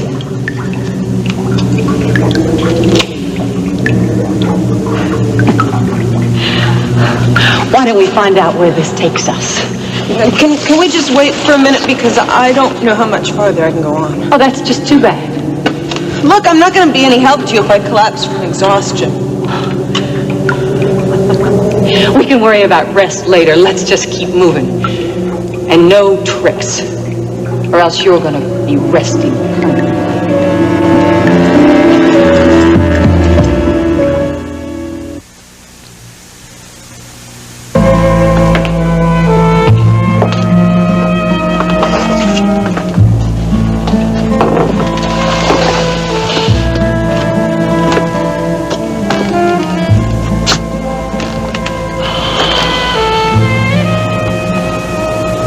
Teacher? Thank you. For what? For wanting to marry me. You're welcome. The offer remains open. You're not upset with me for wanting to hold off? Never. I just don't want to lose you. You won't. Can you promise me that? I promise. Well, in that case, I guess I'll just stick around for your answer. No, you will you? Mm-hmm. I have a feeling you'll come around. Oh, and what gives you that feeling? Oh, just my instinct. Ah. You know something? What? I have a feeling I'm going to come around, too. Now, that's the way I like to hear you talk. Wait a minute, I just thought of something. What? We get married, we're not going to have any more rendezvous. Well, that'd suit me just fine. I thought that idea would. Now all I want to do is hold you in my arms. If I can do that, I won't lose you. We'll never lose each other, TJ.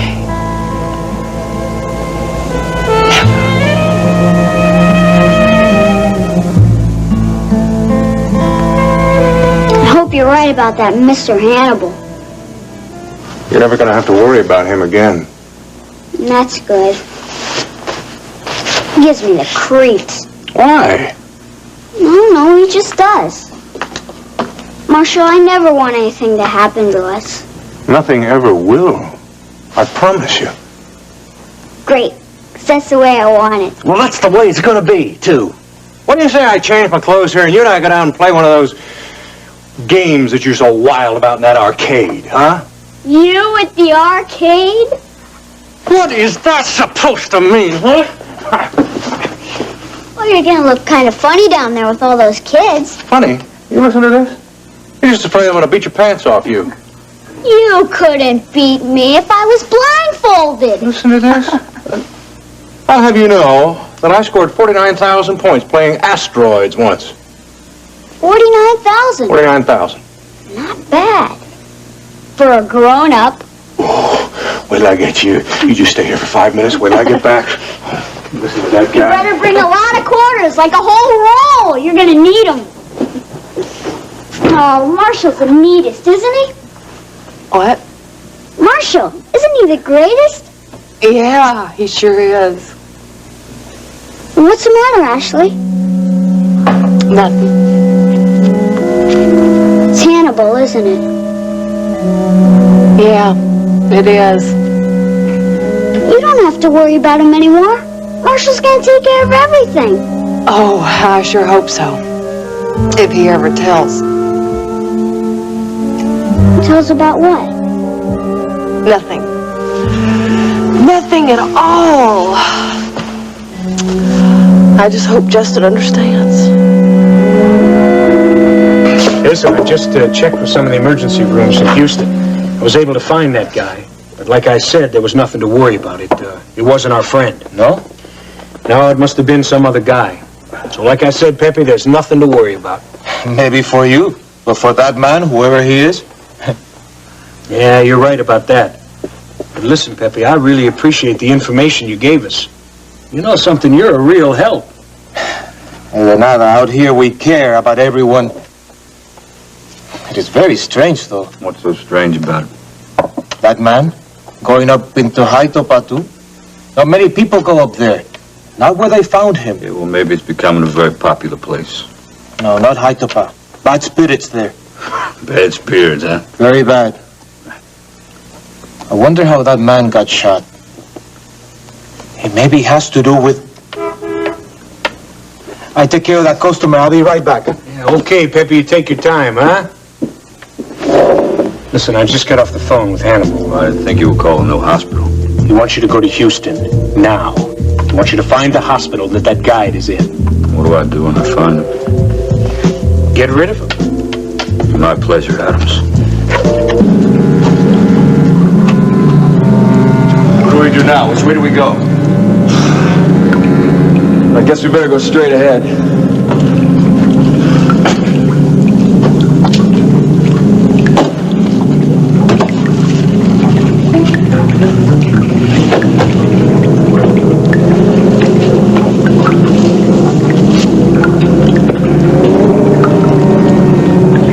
You were very good. Well, you would have killed them if I hadn't been.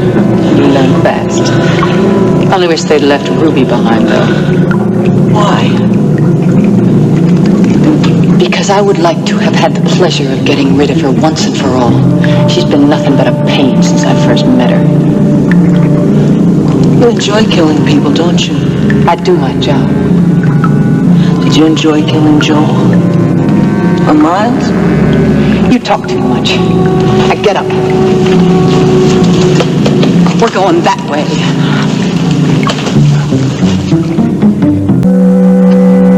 Mr. Marshall, I'm pleased to finally meet you. Hello, Mr. Hannibal. I've heard so much about you. You have. Mr. Hannibal, I'm here for some straight talk. Of course. What can I do for you? You can tell me why you're interfering with my family. Mr. Wheeler, I have breakfast all laid out in the solarium, but I didn't know if I should call Mrs. Wheeler. No, Vivian, Mrs. Wheeler will take care of herself. That's right, dear. Good morning, Grant. Good morning, Judith. Mrs. Wheeler, would you care for some breakfast? It's my custom to have my juice and tea first. Yes, ma'am. Tea? Yes. And do be sure to warm the pot first. Yes, ma'am. Well, Grant, what's the next step? What do you mean? Well, I'm here to help you find Brad and Mark. And I want to know what we're going to do. What's wrong? Nothing. Just gotta get moving again. I don't feel like I've had very much sleep. That's because you haven't. Like your Gretchen get ahead of us. Right.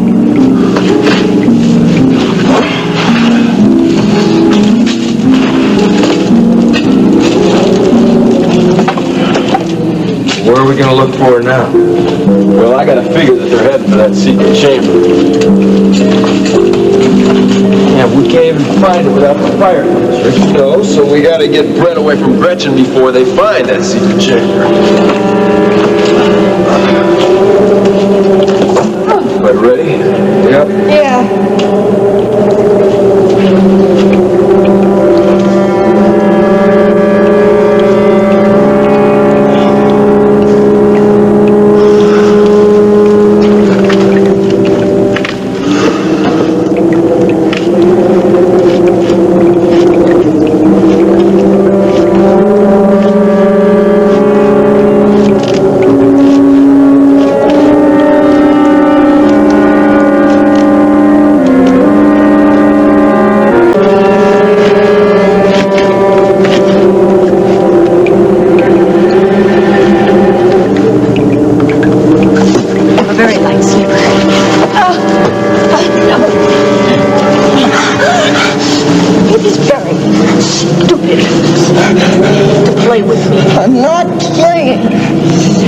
Exactly as I say from now on. You can go to hell. I don't take that from anybody. Nothing else to say? It's good. Sit up. And I wouldn't try anything like that again. Next time I won't be quite so gentle.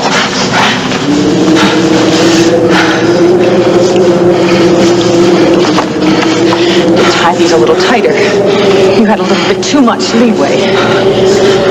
Mark and Ricky are gonna find us. They know their way around this cave. Oh, that's too bad for them. They don't want to run into me. They're armed too, you know. Yeah? Well, it doesn't make any difference. They're going to end up just like your friend, the professor. I feel sorry for you. Why don't you shut up? We're going to move on now. And you're going to leave.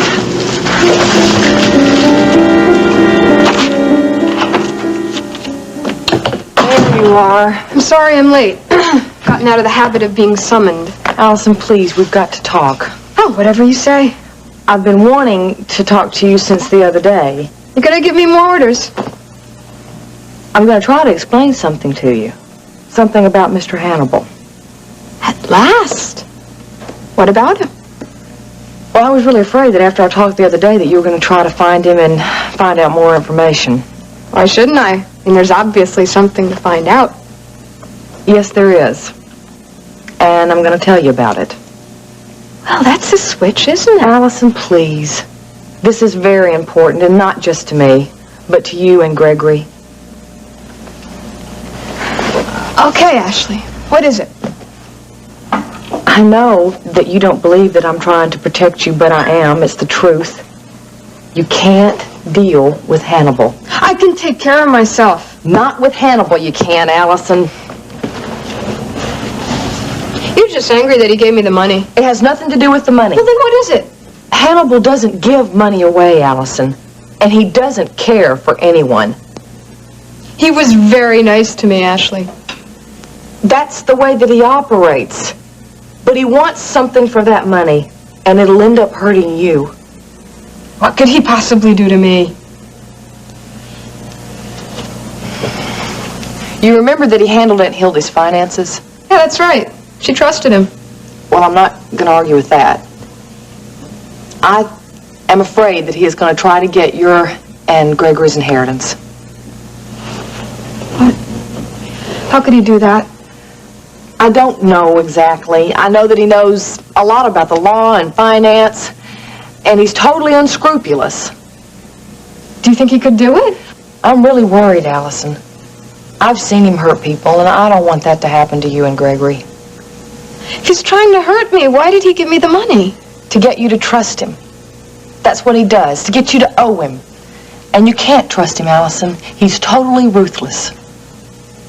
Are you sure about this? Absolutely. That's why I'm so worried about you and Gregory. Is there anything you can do about Hannibal? I think the best thing to do is just to steer clear of him. He'll just try to pump information out of you.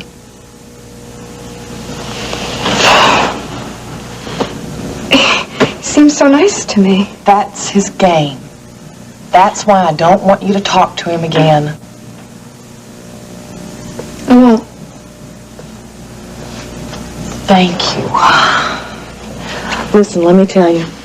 Justin has gone over there to see him. He's going to have a meeting with him, and I hope that he can get a handle on the situation. Ashley, I really didn't understand this before. I know that you didn't, and I didn't want to tell you because I didn't want to worry you.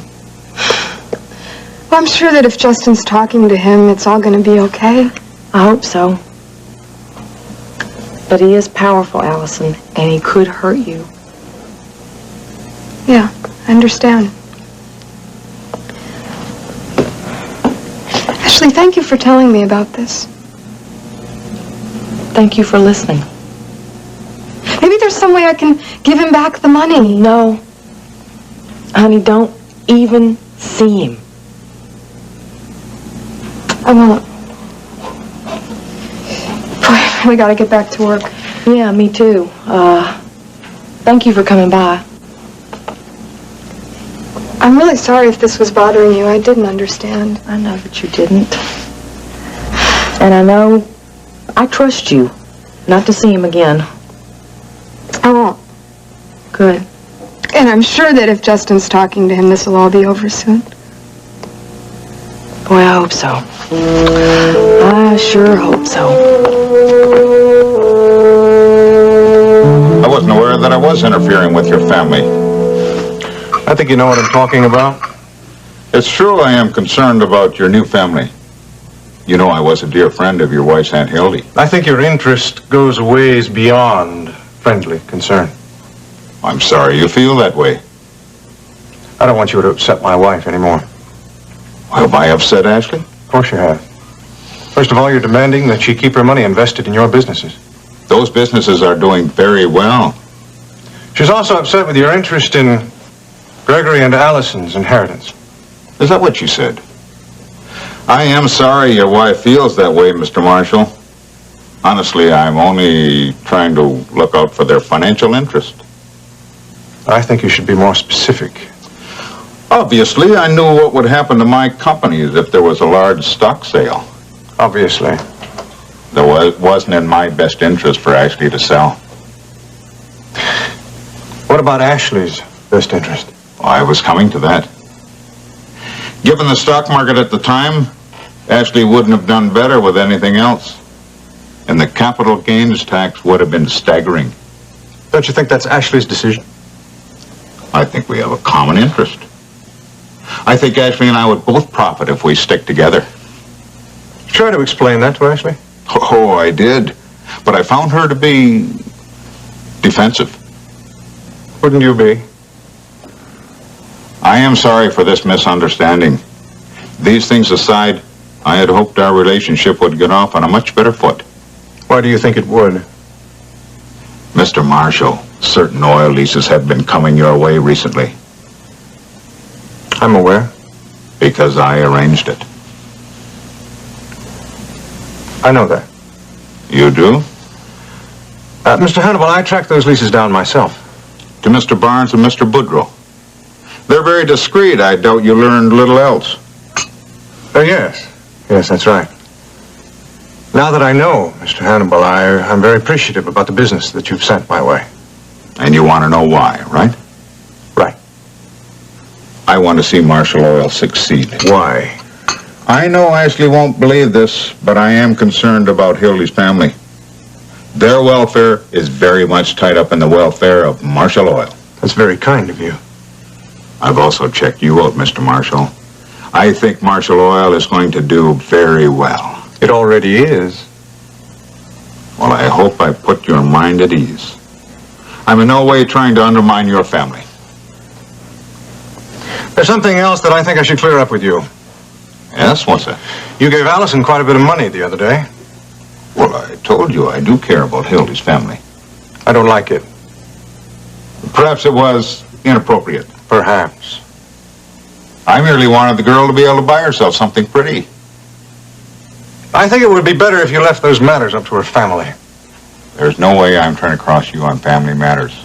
If I've upset your wife, I apologize. She was upset. I think you're a good, hard-working, honest businessman. I try to be. So do I. Therefore, I think you and I are going to see eye to eye on most issues. Maybe, but I won't stand for any infringement on my family. Oh, I understand and appreciate that. I'm talking particularly about Gregory. Gregory. You're very fond of the boy, aren't you? I love him. He's the same as my own son. Good. Mr. Hannibal and I agree. We may be able to see eye to eye on most business matters. I certainly hope so. As long as you understand that family is something else. Oh, you've made that quite clear. I appreciate your candor. I'm glad we met, Mr. Hannibal. The pleasure was mine. I think we understand each other now. Mr. Marshall, more than you know.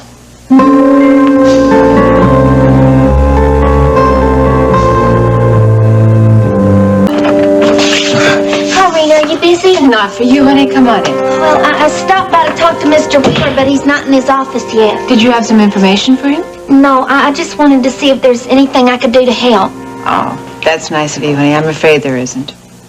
There hadn't been any word about Brett or Mark?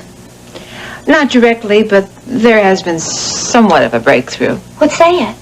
Do you remember telling us about Joel? Well, that friend of Ricky's who's the guide. Right. Well, he's turned up in a hospital here in Houston. Hospital? What's wrong with him? He was shot. Shot? Did Gretchen do it? We don't know that. Oh, dear Lord, that's terrible. Is he going to be okay? The doctors are doing everything they can for him. His poor family. He doesn't seem to have a family. The only person we've been able to trace is his father, and he died a year ago. You mean that man's lying there in that hospital shot and he's all alone? Yes. Grant is making sure that he's being taken care of, Lurleen. Well, that's nice, but it's not the same as having somebody with him. You need that when you're sick. I'm not sure that he would even know that someone is with him. Well, I'm going to go over there and see for myself. He might need something. A person shouldn't be alone.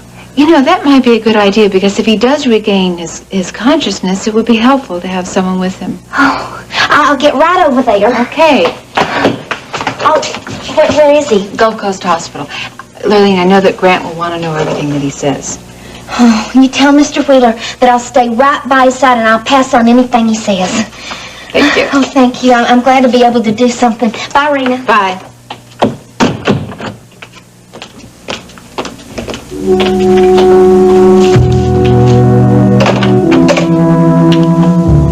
Yes, has Mr. Wheeler come in yet? He's what? He's delayed. He's still at home with his wife. Well, thank you very much.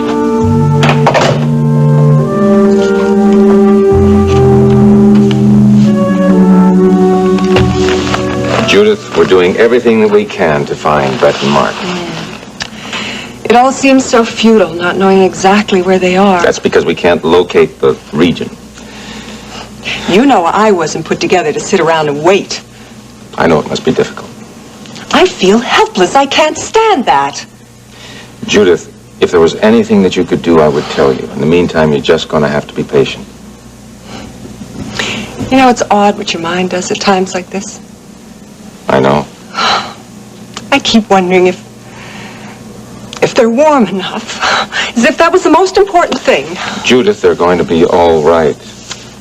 I haven't been close enough to my children. Don't say that. No, it's true. In the last couple of years, I've felt them slip away from me. It's so sad. They'll be back. Everything's going to be all right. Thank you, Grant. I know what a strain this has been for you. I'm okay.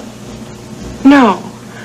I know how worried you are, and I'm sorry I started that fight last night. Don't apologize for that, Judith. I want to. It was neither the time nor the place.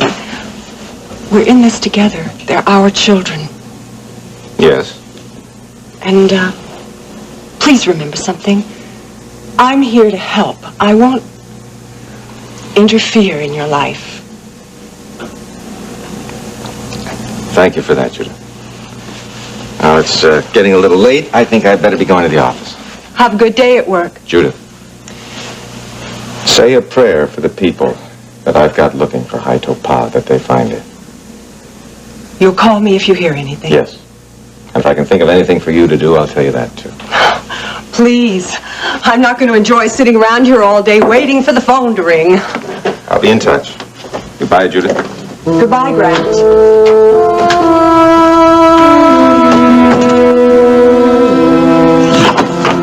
TJ, what are you doing here? Yeah, just waiting to talk to you. You're in kind of late. I am. I just came from a very interesting meeting. Oh, yeah? Who'd you see? The man behind all those new oil laces. You mean Hawker and Boots? No. No, we were led to believe that they were behind it, but in actuality, it was someone else. Who? A man named Hannibal. You mean Hawker and Boots didn't get us those oil leases? Oh, of course they did. They were just following orders. They didn't strike me as the type that would follow orders. TJ, this man Hannibal, he's big. Very big. Well, how'd you find out about all this? Hannibal has been giving Ashley some trouble lately. What kind of trouble? Well, first of all, Hannibal is the one who has been managing the financial affairs of Ashley's Aunt Hildy for years. Is that right? Yes, and he's been trying to keep right on managing them after Hildy's death. Well, how? By insisting that Ashley keep her money invested in his businesses. Oh, so that's why she wouldn't diversify her portfolio holdings. You got it. Well, what difference could he make, though? I mean, she still has controlling interest, doesn't she? Ashley is afraid of this man. I don't know quite why. He must have some kind of powerful hold on her to control her financial dealings. I think at the present time she's just concerned about Allison and Gregory. Because of this Hannibal guy? She mentioned that he might try to interfere in their inheritances.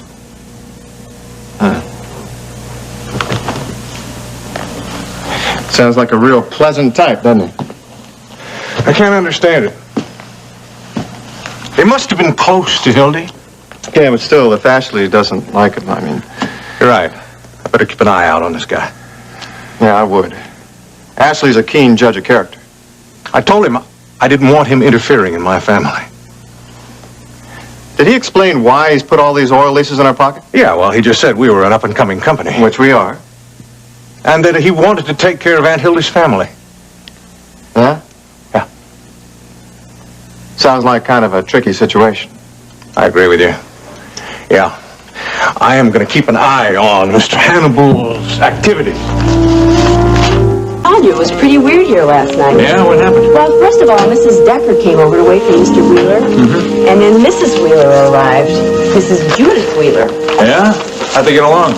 Well, when I came back in this room, it was a lot colder than it was before, and I'm not talking about air conditioning. Mm-hmm. What'd you think of Mrs. Wheeler?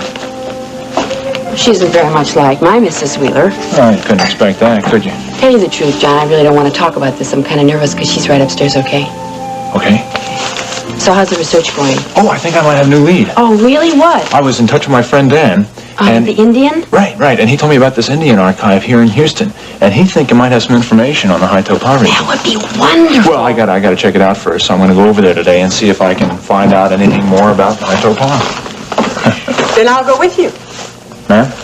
If you're going to research the Haito-Pa region, I will go with you.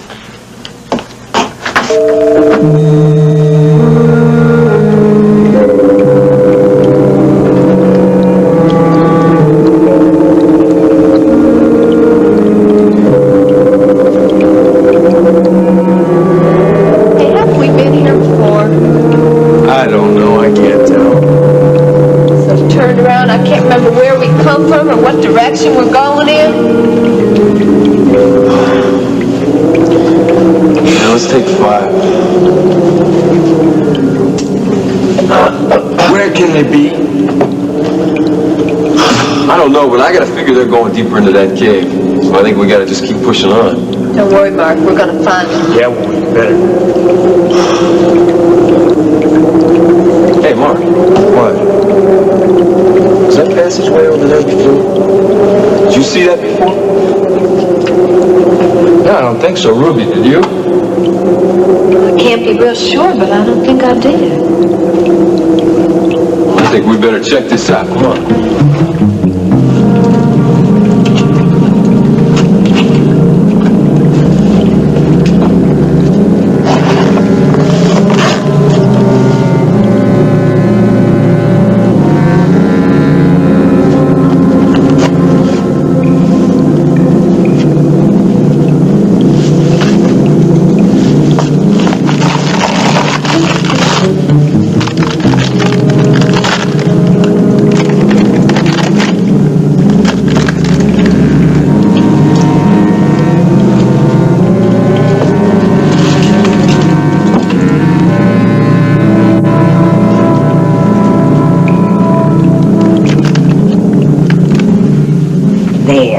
Resting now. Is he gonna be all right? He must have been a real strong man to make it this far. But is he gonna be all right? Honey, I think that's something you probably should talk to the doctor about. Okay. Is it all right if I sit with him? I think that'd be real fine. But he might not recognize you if he does wake up.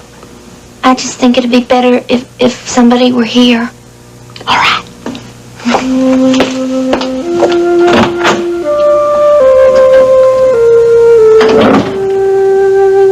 Hi, Joel. My name is Lurleen. I sure hope you're gonna be all right, Joel. Yes, ma'am. Walker. That's it, Walker. Joel Walker. Oh, yeah, so he is in your hospital. I'm just going to have to pay my dear old friend Joel Walker a personal visit. Thank you, ma'am.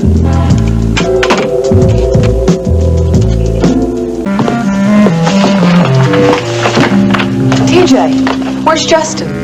He was just here. He went to a meeting in research. Oh, that's right. Okay, thanks. TJ, what kind of mood was he in? He seemed fine. Good. Good. You concerned about his meeting with Hannibal? How did you know about that? Justin told me. What did he say? He said that Hannibal was a very powerful man and that he seemed to have upset you. Well, I'm sure that Justin's able to set things straight. Ashley, what needs to get set straight? I mean, why are you upset about this man? It's a long story. Well, I got plenty of time. TJ, really, it's nothing. It's probably all taken care of by now. Justin said that you were concerned that he might be after Allison and Gregory's inheritance. Well, I was. You see, Hannibal handled all of my Aunt Hildy's business affairs, and I never got along with the man. How could he have any influence over your business decisions? Well, he doesn't. And now that Justin is taking care of things, I mean, there's nothing to worry about. Ashley, is there some kind of legal problem? I mean, if there is, I'd be happy to help. I know you would. No, really. Thank you. It's nothing. Would you tell me if there was something that I could do? Of course I would.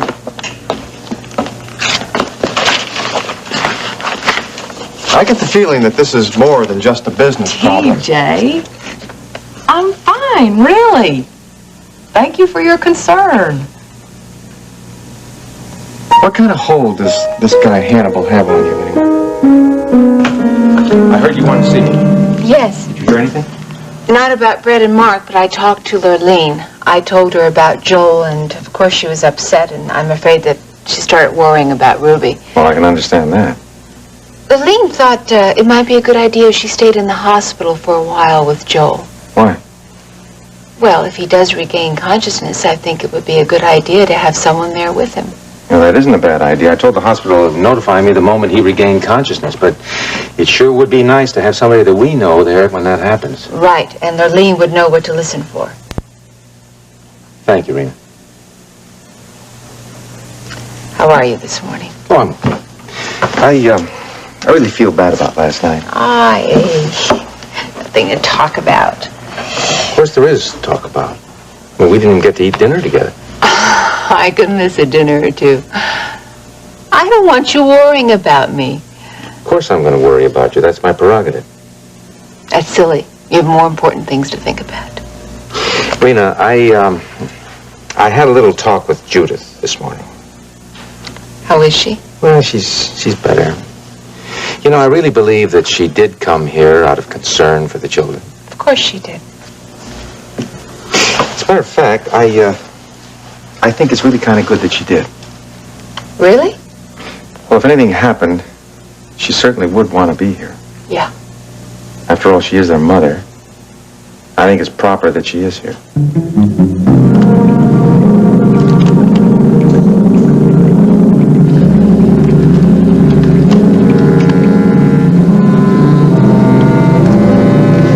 You better hope we find some of those Indian markings pretty soon.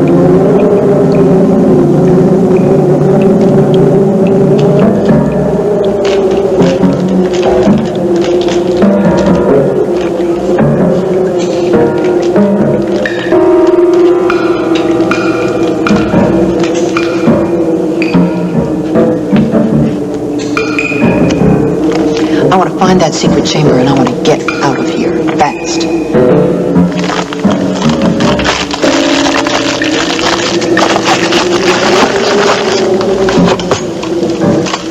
We're gonna get moving out of here.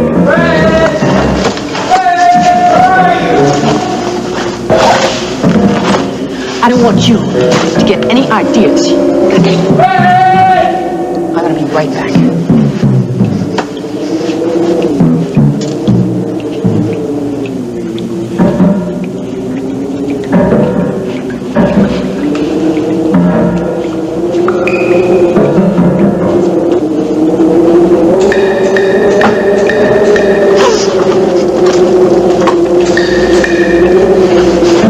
Fire compass, Rick. We gotta get it. We don't have time for the fire compass. Got it.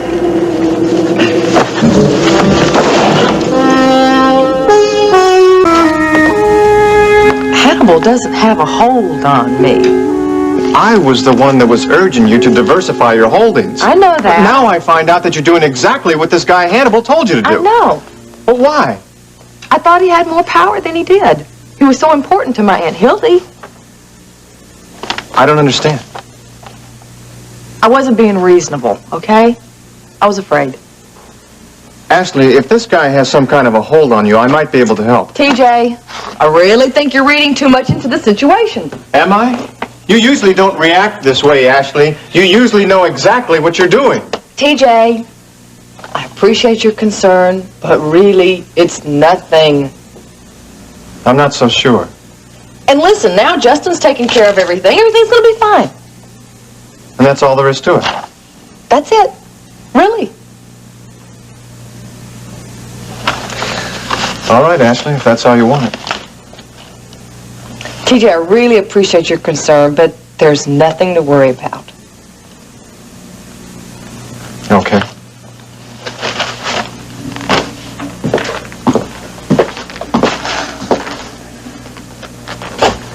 Remember, Ashley, if you need any help, I'll remember.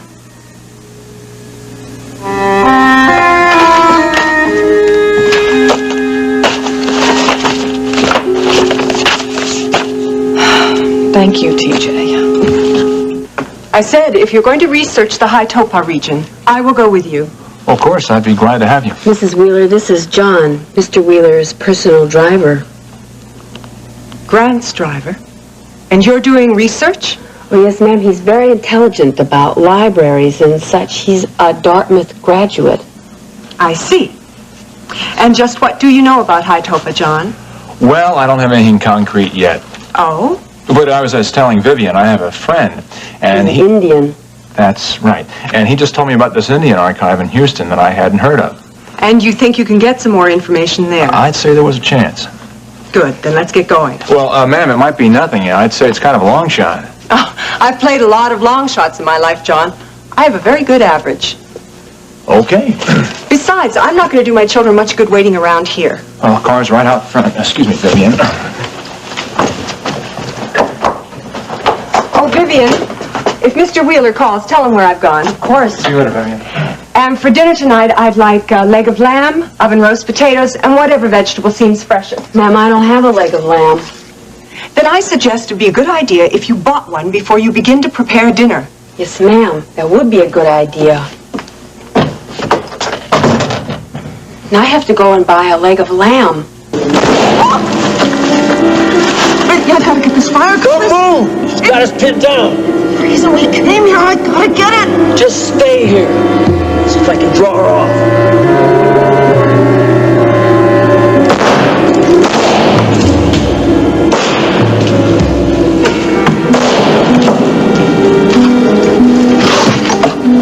Ricky, I got it.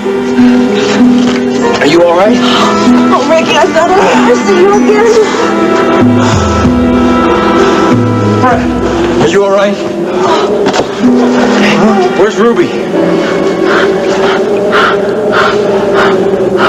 Is Gretchen gone? I couldn't find her. Oh, Brad, I'm so glad you're safe. Oh, Mark, you were wonderful. You saved our lives. Thank you, Ricky. Thank God it's all over now. It's not all over. We have to get out of here. Oil reserve and oil reserve. We're leaving here. No, what? Look, we got the fire compass. We can find the secret chamber now. Brett, we gotta get out of here. Ricky, no! We are in control now. We have the secret to this cave. You're crazy. You know that? All right. Come on, we'll get there.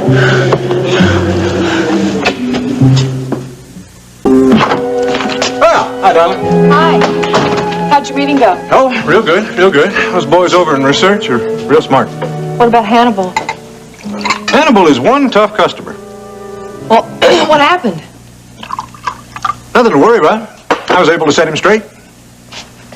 Well, I knew you would. I still wish you weren't involved with him, though. Well, no way around that. Guess not.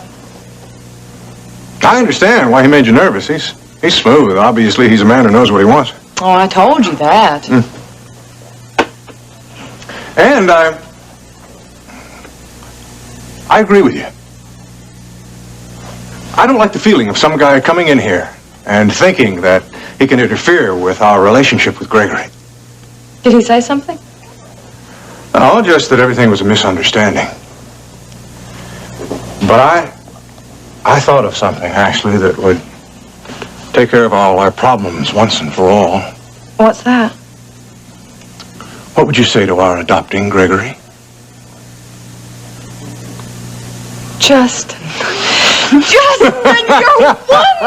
Well, I thought it'd be a good idea. Oh, you are so good! Oh, thank you! Don't thank me. I just thought it was the next step. Now, there's going to be a lot of paperwork. Like what? Yeah, well, we have to get the facts. I don't even know where Gregory was born. He was born in France. Well, that's not going to help us very much. And it would help if we knew something about the boy's father. That's going to be real delicate, Justin. Delicate? You mean Aunt Hildy and the man that was Gregory's father weren't... That's right. Real delicate. Still, I think it's very important that Gregory realize that we're his family. We're his parents. Justin, I have to ask you something. Are you sure you want to do this?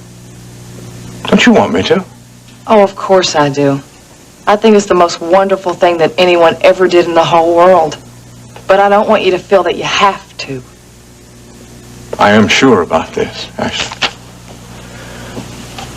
Ever since my meeting with Hannibal this morning, when I realized that there was some possibility that he could come in here and interfere with our family, I realized again how much this boy really means to me. Did he say something about Gregory? No, just there was a little too much concern there about Allison and Gregory.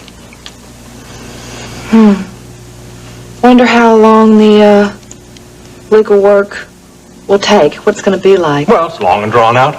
It always is, but won't it be worth it? Oh, of course. Now, we're going to have to do some digging here. We've got to find Gregory's birth certificate. Yeah, I know. Yeah.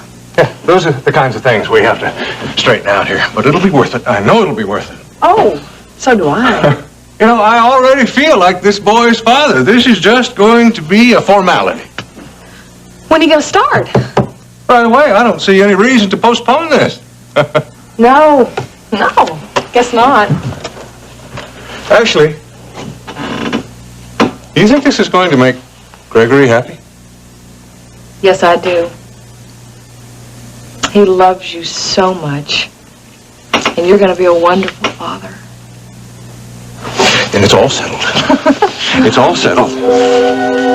We have our family. Maybe not in the way that we planned it. But we have our family. Grant, let me ask you something. What? Do you think that Judith is only here because of the children? I don't know. What is it? Well, I think maybe that She wants you back? that is possible. I see. That's not going to happen, Rena. I sure hope not. I told you yesterday I love you. I do love you.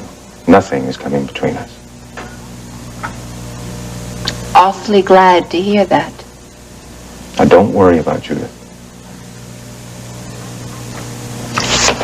I understand the strange you must be feeling. I have an enormous amount of sympathy for her. Well, understandably, this is very difficult for her. Of course it is. But I must say that I sense she wants a little something more from you. You know, Rena, it is possible that it's just parents being drawn together because the children are in trouble. Oh, I know that. And I am also aware that this is very difficult for you to deal with. I don't want to interfere, Grant. All I want you to do is whatever is necessary to handle the situation, because right now, Brett and Mark are most important. Rena, I love you. And I love you. We're going to get through this. First the phone. Yes, Judy? Of course, I'll tell him. You have a call from your wife.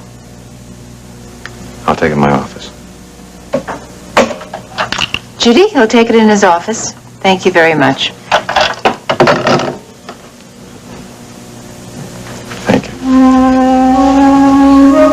I hope you don't mind me talking to you like this. I think it'll be terrible to be in a place like this all alone. And I want you to know that there are a lot of people that want you to get better. You know, we never met, but I heard your voice once. My friend Ruby and I were in Gretchen's apartment when you picked her up. You were so cheerful. You sounded so nice. As a matter of fact, I feel sort of responsible for your being here. I wish I could have done something to keep you from getting hurt like this. I just hope everybody else is all right. You don't want to hear all this sad stuff. I want you to rest and get better, okay? They said I could only stay a while. I don't want to tire you. I'm gonna go now. But I'll be back. I hope you're feeling better when I see you again. Goodbye, Joel.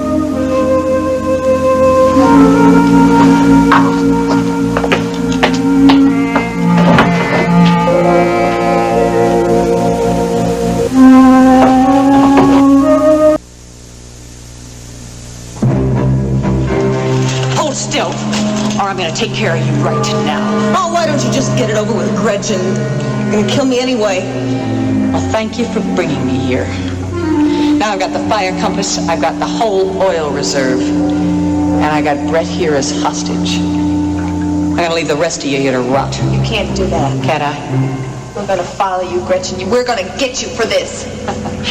How are you gonna get out of here without the fire compass? We don't need the fire compass. What do you mean by that, Ruby? Answer me. What else have you got? Nothing. You give me what you got, or you're gonna be the next one to go. Give it to her, Ruby.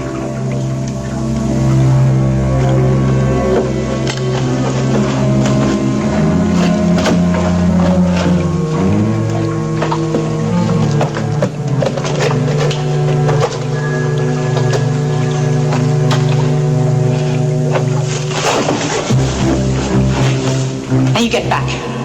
Go on. This was hanging in your apartment, wasn't it? What if it was? It was just standing there in front of me all the time, and I didn't know it. Oh! You get back. Or next time, I won't miss. I wouldn't fire that gun in here if I were you. Well, why not? Because if a bullet punctures the oil dome, this whole place is gonna go up. Very interesting. But it doesn't make any difference to us because we're leaving. See y'all around sometime. You're forgetting something, aren't you, Gretchen? What? The great compass? It's the only way you can find the oil below this chamber.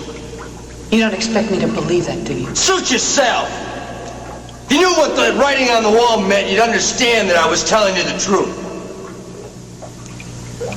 Okay, don't try anything. Or you're not gonna have to worry about getting out of here. Move.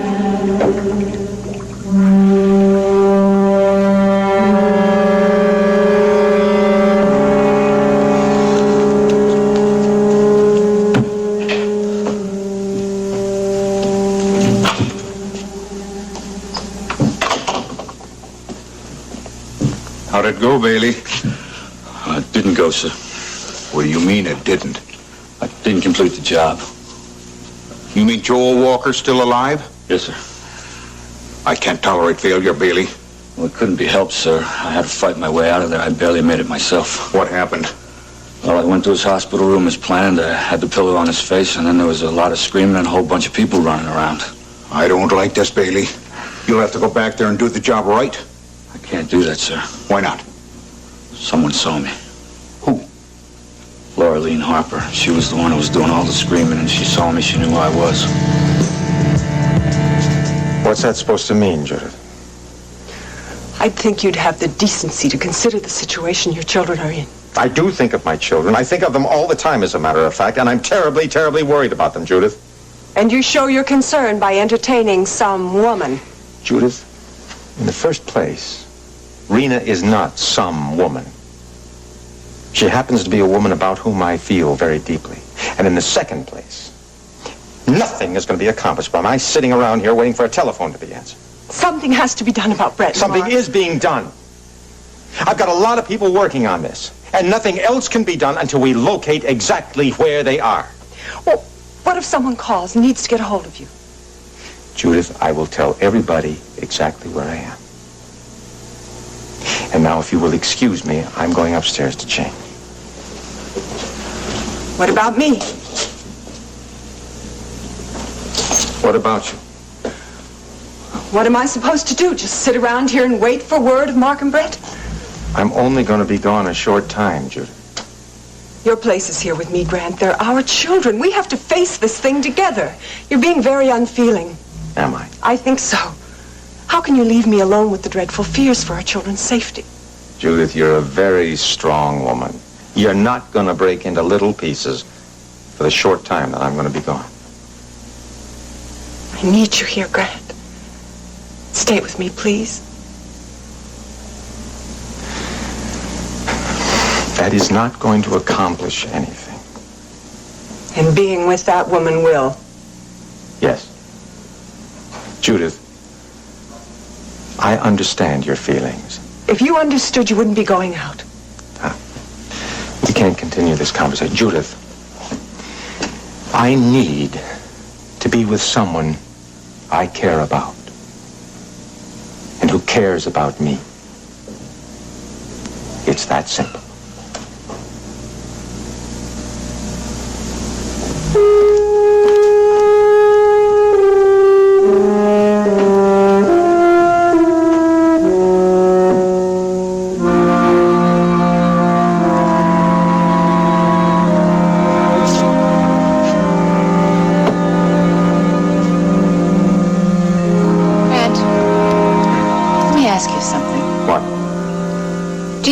That Judith is only here because of the children? I don't know. What is it? Well, I think maybe that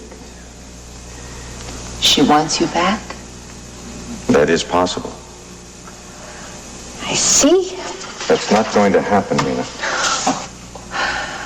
I sure hope not. I told you yesterday I love you. I do love you. Nothing is coming between us. Awfully glad to hear that. Now, don't worry about Judith. I understand the strange you must be feeling. I have an enormous amount of sympathy for her. Well, understandably, this is very difficult for her. Of course it is. But I must say that I sense she wants a little something more from you. You know, Rena, it is possible that it's just parents being drawn together because the children are in trouble. Oh, I know that. And I am also aware that this is very difficult for you to deal with. I don't want to interfere, Grant. All I want you to do is whatever is necessary to handle the situation, because right now, Brett and Mark are most important. Rena, I love you. And I love you.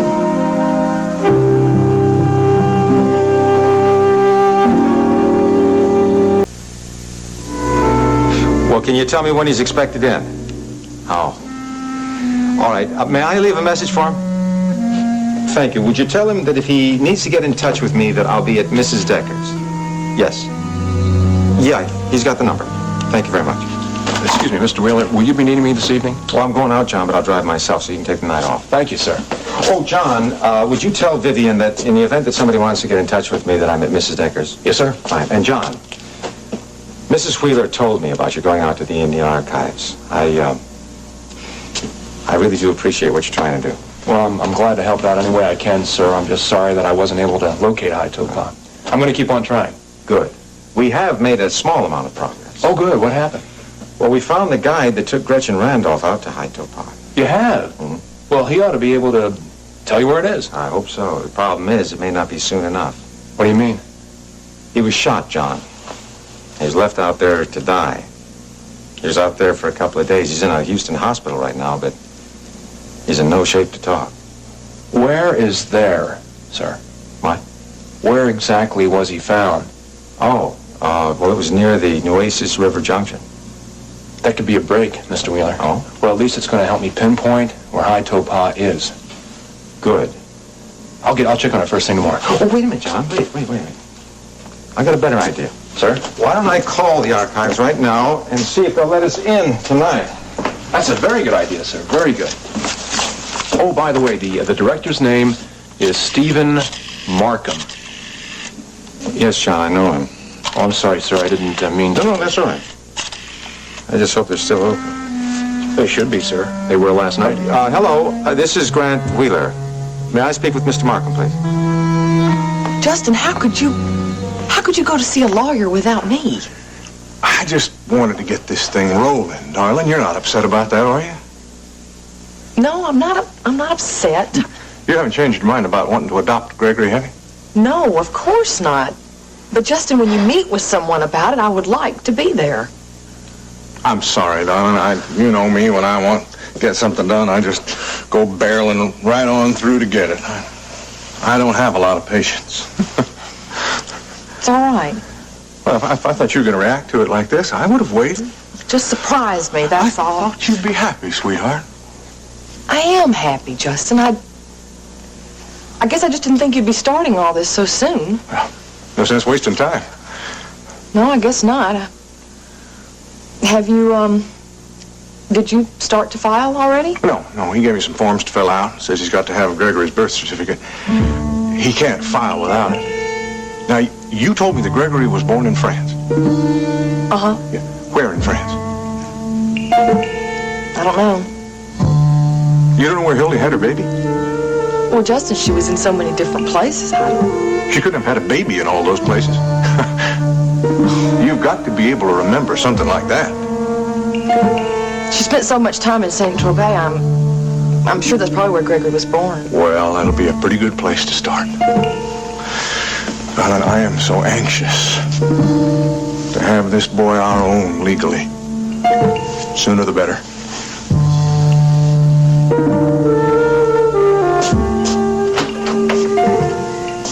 Darlene. Hi, Mr. Wheeler. I hope I'm not barging into the middle of anything. No, come on in. Thank you. What can I do for you? Well, if you have a minute, I'd like to talk to you. Well, sure. Why don't you sit down? Thank you.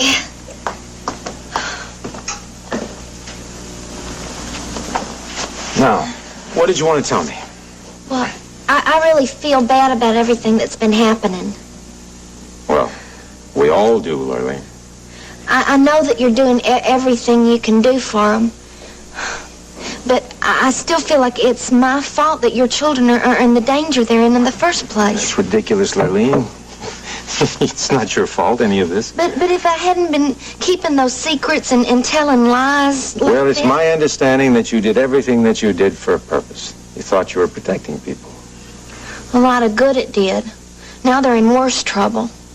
Well, if it makes you feel any better, Lily, nobody blames you for anything.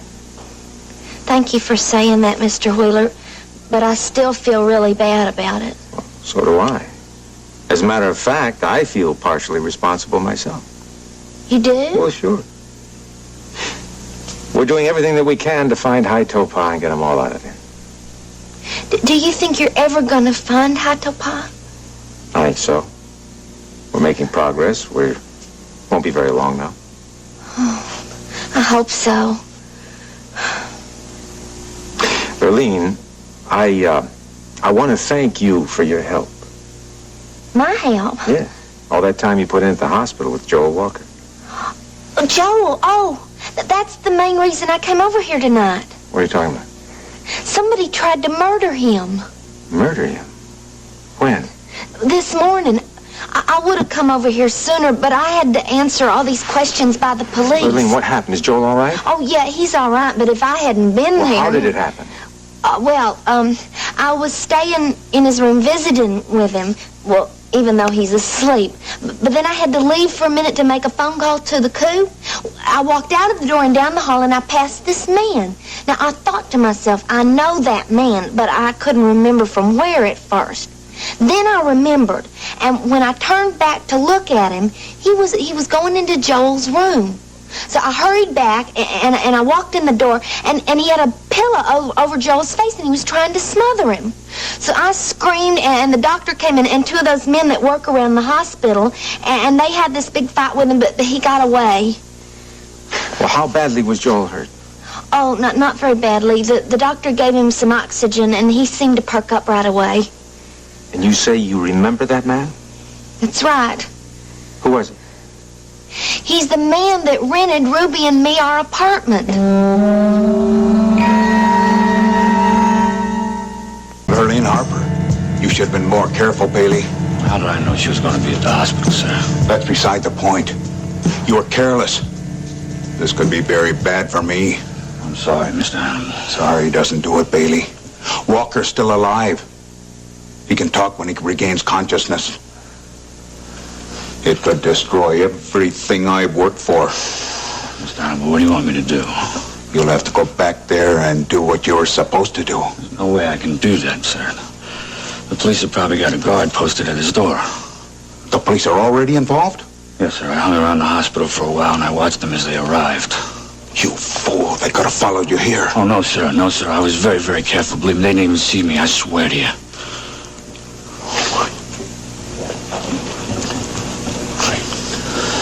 What are we going to do, Mr. Hannibal? When Walker talks, he'll tell the police what he knows, and they'll investigate. They could find out about Gretchen out at Haitopa. They could trace this right to me. I can't allow that to happen. What can I do? I didn't work all this time to have my plan ruined by incompetence. I won't tolerate failure. I will have that oil reserve at Haitopa. Verlene, he rented the apartment to you? Yes, sir. It was the same man. I remember his face. You're sure? Yeah, I don't think I could forget him, especially now after what he did to Joel. But I guess he's not a real estate agent. Because we figured out that he was the one that put us to the apartment right next door to Gretchen's.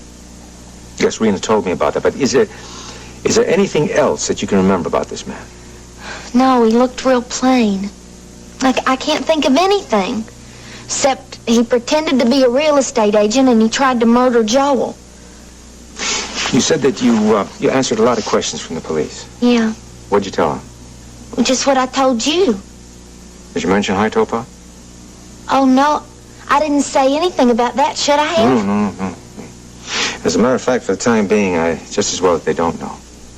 Well, the police are going to have somebody watching Joel's room just in case that man comes back. I don't think that's very likely, Larry. I hope not. It was real scary. But I'm going to be spending some more time over there just to be sure. Verlene, permit me to apologize. I'm sorry. What for? Well, all you've been through, and I haven't even bothered to ask you how you're holding up. Oh, I guess I'm holding up just fine, Mr. Wheeler. Thank you for asking. I just don't understand everything that's going on or why. I don't think that any of us do. And I'm really worried about Ruby and the others. Well, you're not alone there. I'm just glad that I could save Joel's life. It makes up for all the other things I did wrong. Well, I better be getting back to the hospital. Oh, just one more thing, Lillian. What's that? During the time that you were in the hospital with Joel, did he ever regain consciousness? No, he didn't. I think I'd like to go back to the hospital with you. How'd you get out here? My pickup truck. All right. Let me call the head of security at World Oil, and then let me follow you out there. Oh, It'll only sure. take me a minute. Excuse me. Okay.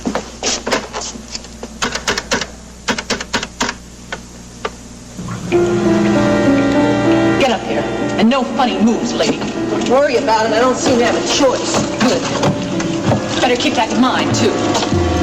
Now, I want you to pick up the great compass. Very easy.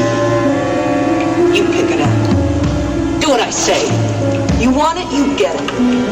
I'm going to tell you one more time. Go ahead and shoot Gretchen. I don't have anything to gain by helping you. I'm not gonna let you live anyway. Get out of the way.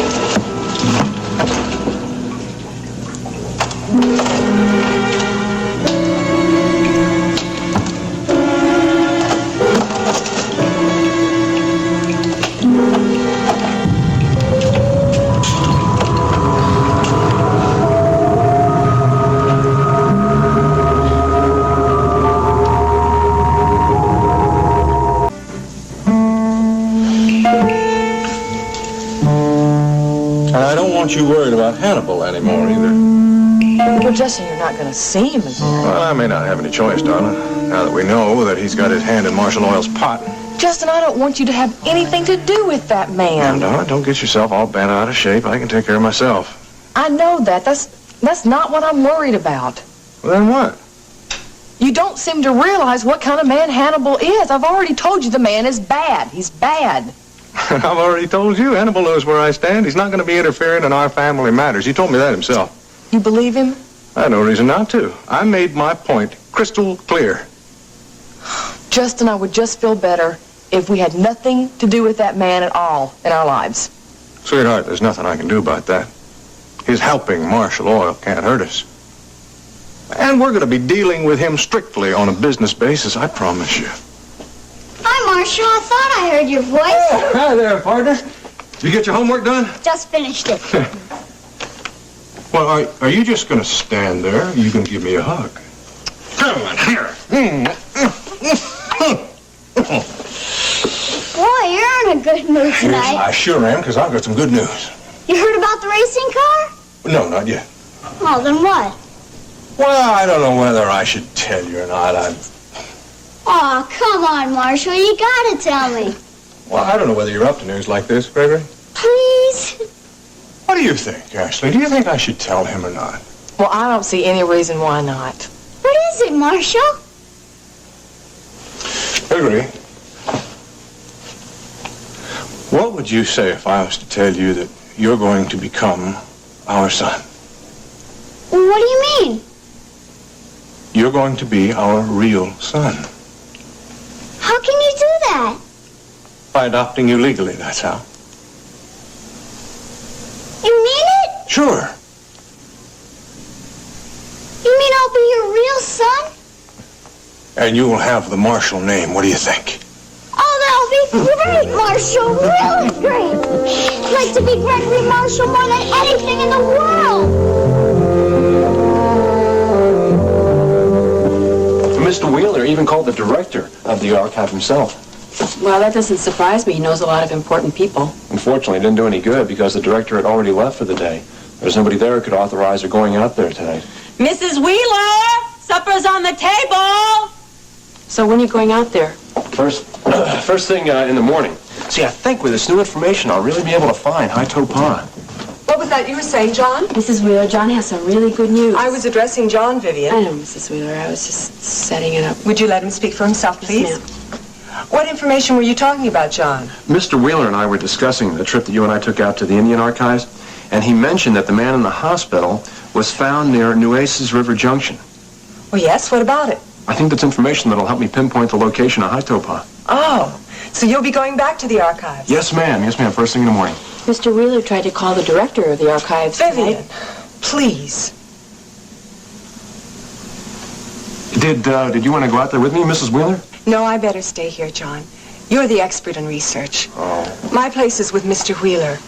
I have to give him all the support I can during this trying time. You know we're both so worried about our children. Of course, ma'am. I'll let you both know as soon as I have something. John will find it, Mrs. Wheeler. He's very good. I'm quite sure of that, Vivian. I appreciate everything you're doing, John. Thank you, Mrs. Wheeler. That will be all. Yes, ma'am.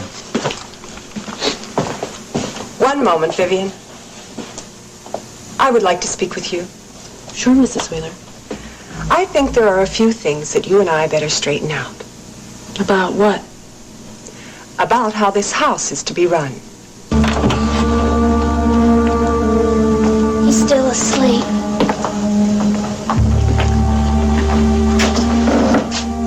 How you doing, Joel? Don't worry about that man who tried to kill you. He's not going to come back here.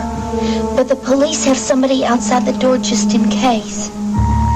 They haven't caught him yet, but when they do, they're going to put him in jail. So you just take it easy, understand? I'd like to ask him a couple questions.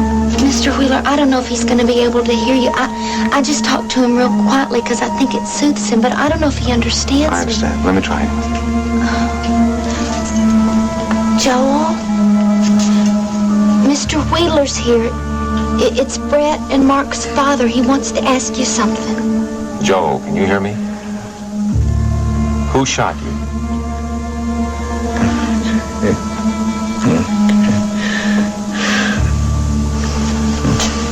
What'd he say? I can't make it out.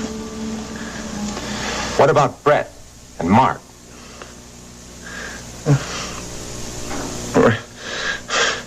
Rick, look out for what? What about Ruby and Mark? Are they all right?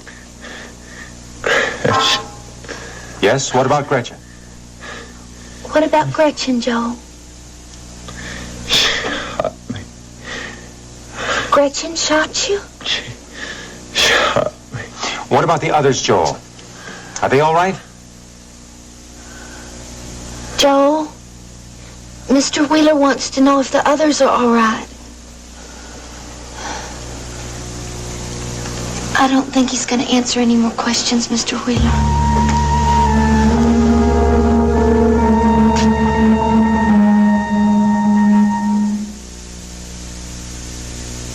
How long before I get adopted? Well, hold on there, partner. A lot of things have got to happen before that happens. Well, what kind of things? Well, we've got to fill out a lot of forms, and they have to be given to a judge. What for? Well, he's going to look them over and decide whether or not he wants us to be your parents. Why does he have to decide? I'm the one who's being adopted. If anybody should decide, it should be me.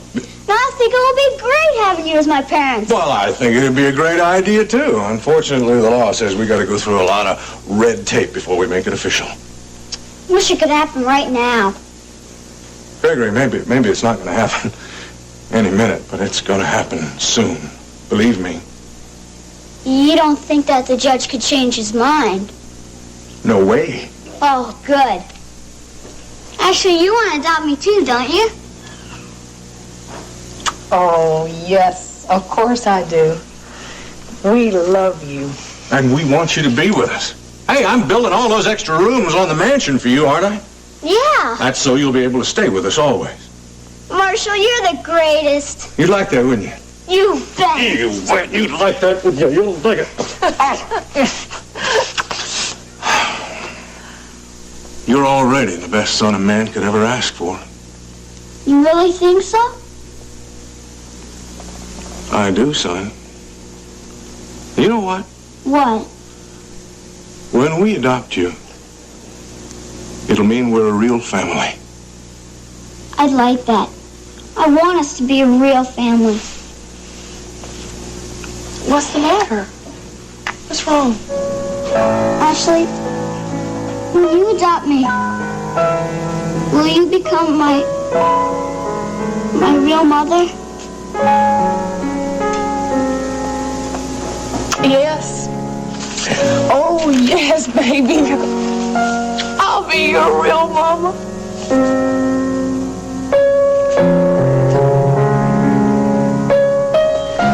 I'm sorry I'm late, Rena. I just came from the hospital. The hospital? What happened? I went to see Joel. Well, nothing's happened to him, I hope. Almost. What is that supposed to mean? It's a long story, Rena. May I fix you a drink? You sure can. Make yourself comfortable. What's this about Joel? Somebody tried to murder him. What? Lurleen left the room for a couple of minutes, and some guy slipped in there and tried to smother him. But fortunately, Lurleen saw him when she was walking down the hall and recognized him. You mean she knew him? Well, she ran back to the room, she saw what was going on, and she called for help. Did they get him? No, they didn't. He got away. But they know who he is. Not exactly. But you just told me that Lurleen had recognized. I know. She recognized him, but she does not know his name. Gran, I'm sorry. I don't understand this. He's the same guy who arranged for her to get an apartment next door to Gretchen Randolph. Oh, boy. Do they know where to find him? Not a clue. What are they doing for Joel? This man could come back. No, the police are involved now. They got a man standing by the door. Do the police know about the high topaz situation? No. Rena, I know what you're going to say, but we're so close to finding High Topaz now. I don't want the police involved. I don't want any delays. I don't want them gumming up the works. How close are you getting? Well, John, my chauffeur, went out to the Indian archives and he picked up a piece of information. John, you're kidding. No, I'm not.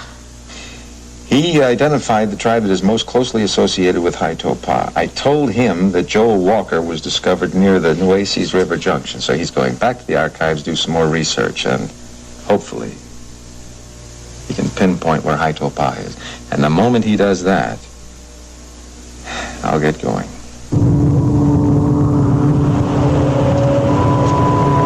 What's happening? I don't know. Brett, stay down! Stop shooting! Hurry, Brett! I gotta go! Hurry! Brett! Oh, Mark, shooting!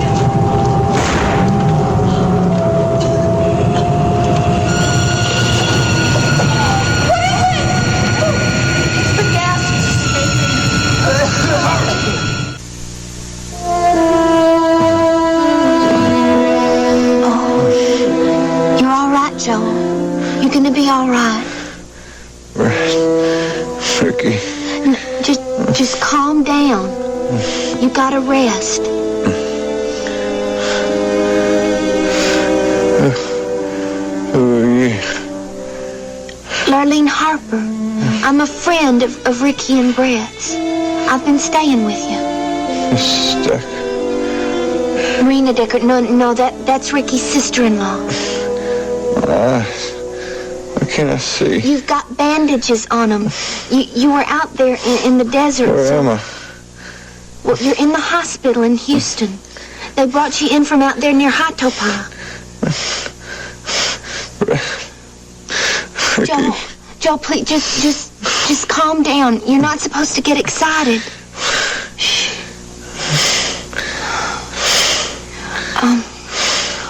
What about Ricky and Brett? Joe? My fault. I didn't know. Gretchen. Gretchen what? Gretchen's gonna kill him. We gotta do something. Stop her. Joe, you're just gonna make yourself worse. It's my fault. No, it is not your fault. Should have known. There's no way you could have known that Gretchen was a killer. Naturalist. That Hatopa. She's gonna kill Red and Ricky. Shot me. What about Ruby and Mark? Joe? What about Ruby and Mark? Don't know. Gretchen will kill him. Joe?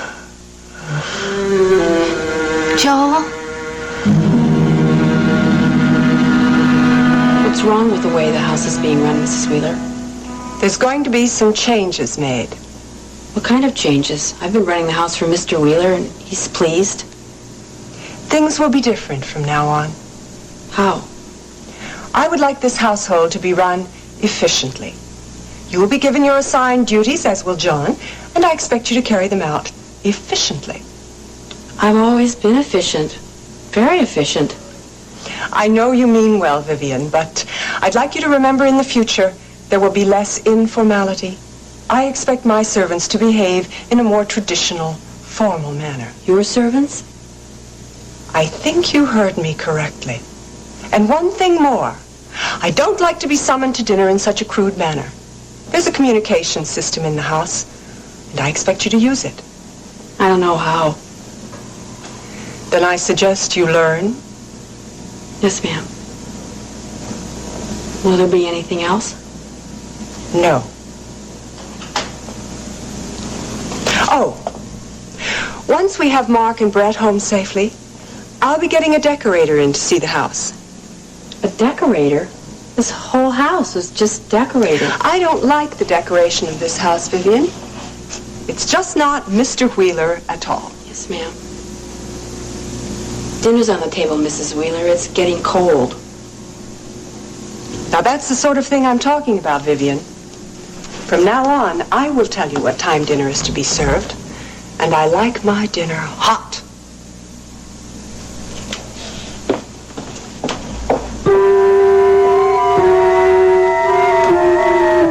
Grant, I really don't think you should go out there. I have to. But you don't know the back areas of Texas. Ryan does. That's why I'm taking it. He doesn't know Hitopa. Neither of you know what it's like. Then we'll find out, won't we? What's the matter with you? Don't you have any confidence in him? Oh, it's not a lack of confidence. Well, what is it? This is something that should be handled professionally. These people are cold-blooded killers. These are my children, Rena.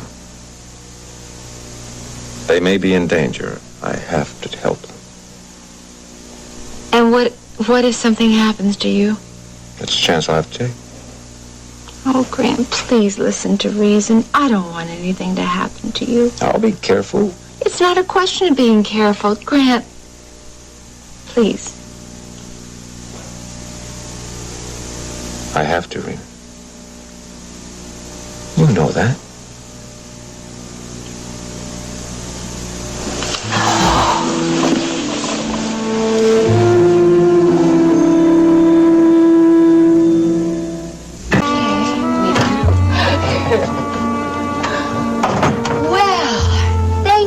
for driving me to work, Mr. Hanfield. You're more than welcome, Miss Marshall. Actually, I did have an ulterior motive. 2 ulterior motives. 2 ulterior motives so early in the morning? My, I am impressed. Well, you should be. So what are they? I wanted to spend more time with you. Oh, TJ. You're so darn sweet, you know that? Yeah, I guess I am. Yeah, you are. And so are you. So what's the other one? What? Well, you said you had 2 ulterior motives. What's the other one? Oh, that's right. I did say that, Yes, didn't I? you did. Yeah. Yes. Actually, I wanted to know if you'd given any more thought to my proposal. Are you going to marry me? Damn frustrating. Yeah, I know what you mean. Well, I have a couple of pairs of fresh eyes trying to find a high-toe paw in the map room. My eyes are so tired right now, I probably wouldn't even be able to recognize it if I did see it. Mr. Wheeler? Hello there, John. Give it one more shot, will you, Ryan? Yeah, okay. I'll go to the map room again. Mr. Wheeler said that map room is not going to be necessary. Why not? Because I found High-Toe Pa.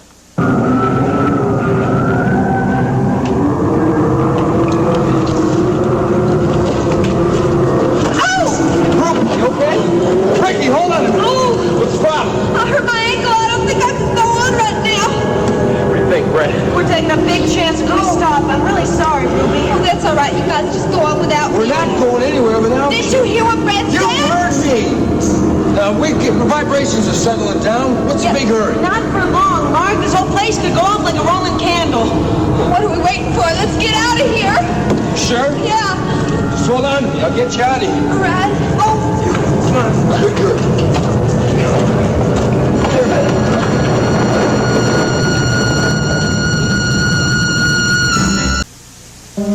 You found High-Toe Pa? It's on the map there? It sure is. Well, let me see what you got there. It's not real easy to spot.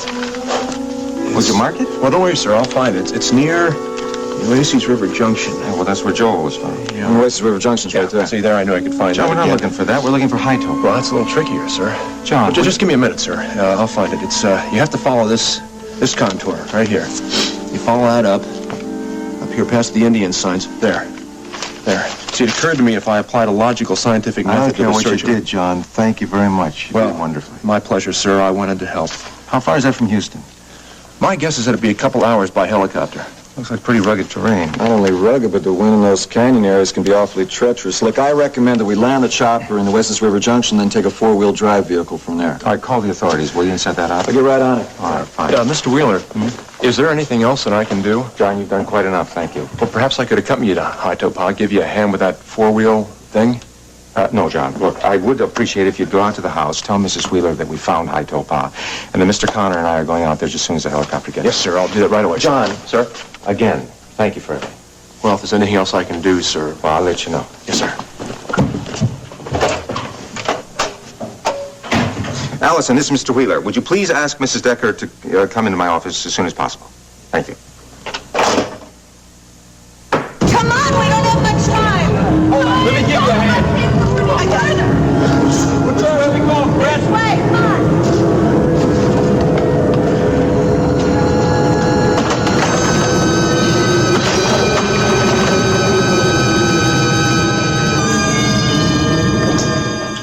Grant, Allison said you want to talk to me. Rita, I've got great news. You found High-Toe Pa. Yes. No, I didn't. John did. Oh, Grant. Oh, that's wonderful. I don't know how he did it. Here, let me show you. Here. Here, you see? It's so small you can't even read it. It looks like it's part of the topographical marking on the map. You see it? Yeah. When are you leaving? Well, Ryan's checking on some last-minute details, and then I'm on my way. I'm so happy for you. Oh, finally, action. You're going to have him back home in no time. I hope you're right. Oh, yeah. I have a good feeling about this one. Oh, thank you, Rita. Oh, dear. What did I do now? Your support. Ryan, how's it going? Good. We're in good shape. The helicopter's going to be landing on top of the building in less than an hour. Oh, fine. I'm ready to go. Something else I want you to take with you. What? This. Just in case.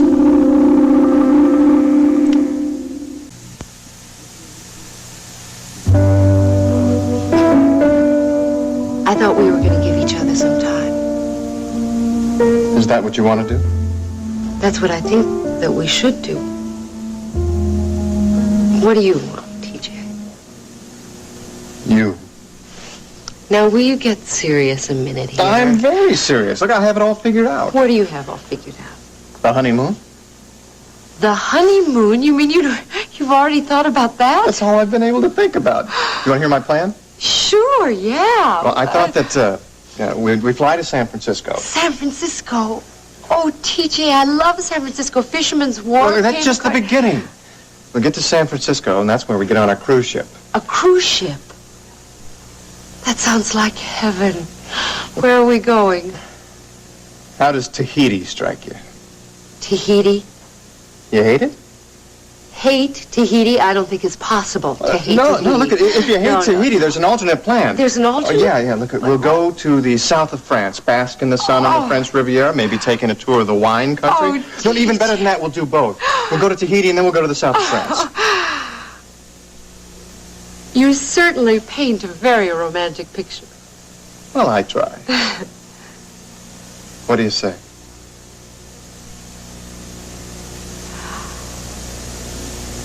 I think you are a wonderful man, T.J. Canfield. And I can't think of a man that I'd rather go anywhere with. Why do I have a feeling there's a but coming up?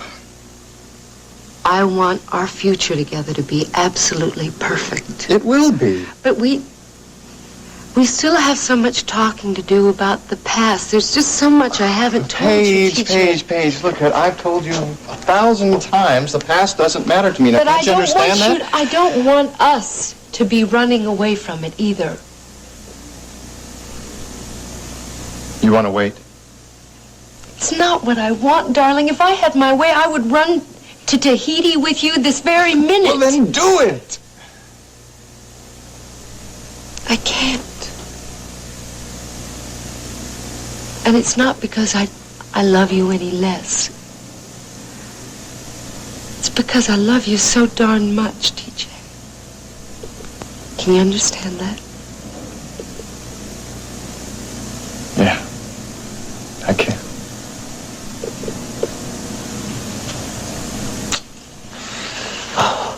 But promise me one thing, okay? What? That you won't wait too long to become Mrs. Canfield?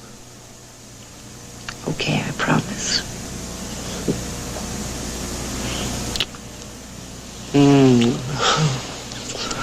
Oh, yeah. I won't wait too long.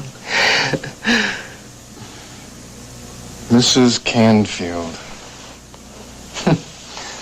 Sounds kind of strange, doesn't it? No, it's a lovely name. It also belongs to my mother. That's true, it does, doesn't it? Look, speaking of my mother, I promised her I'd have dinner with her tonight. I hope you don't mind. Oh, of course not. I'm sure she wants to spend some time alone with you. And I want to spend all my time with you. Promise me you'll give it some thought. I will. You're all I think about these days anyway.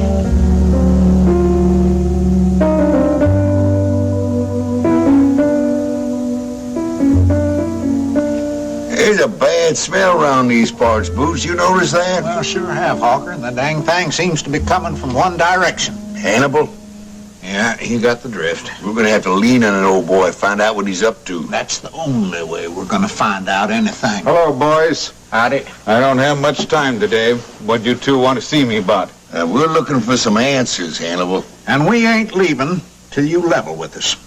Well, that sounds very much like a threat.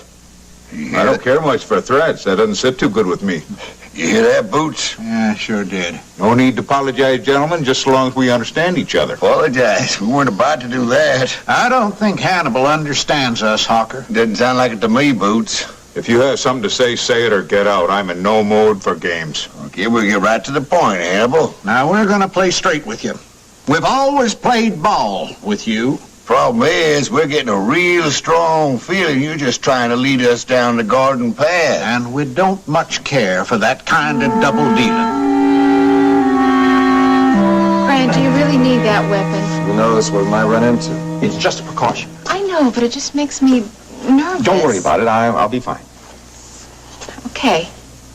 Look, I'm not the one who's going to fall apart around here. I know. I'll get it. Yes? He's right here. Brian, it's for you. It's Barker in security. Yeah, Barker. You can't. All we can do is keep on trying. Thanks a lot. Problem? Yeah, it seems Barker hasn't been able to notify the authorities in Oasis River Junction. There's only one sheriff there. Well, I'll keep trying. Oh, good. Thank you. Look, I'm establishing a communication center here at World Oil. Good. Who's going to man it? Barker. Why don't you set up the communications center in my office? No, you got enough to do. Look, if you won't let me go to High Topaz with you, the least you can do is let me help you from this end. What do you think? Set it up in your office. Wait, isn't this going to be a little too much for you, Rena? Since when have you guys ever seen me shy away from a little work? I never have. Okay, I'm going to patch you in directly to the helicopter's communication system. In fact, I'm going to set up the whole thing right now. Thanks, Ryan. What do you mean? We should be thanking you. Grant, I'll let you know when the chopper's here, okay? I'll be ready. Okay, now what can I do for you? Just keep me company. Oh, that won't be hard. Do you have any idea how much comfort you've been through this whole ordeal? Do you have any idea how much I wanted to help you find Brett and Mark? Thank you. Oh, I love you too much. Please be careful. Put those back in the map room for me, will you? Sure.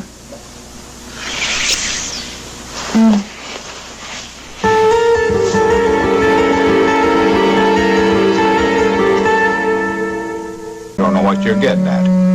Shall we spell it out for him, Boots? Yeah, looks like we're gonna have to. Yeah, we've been doing business your way for too long, and we're putting a halt to it right now till we get some straight answers from you.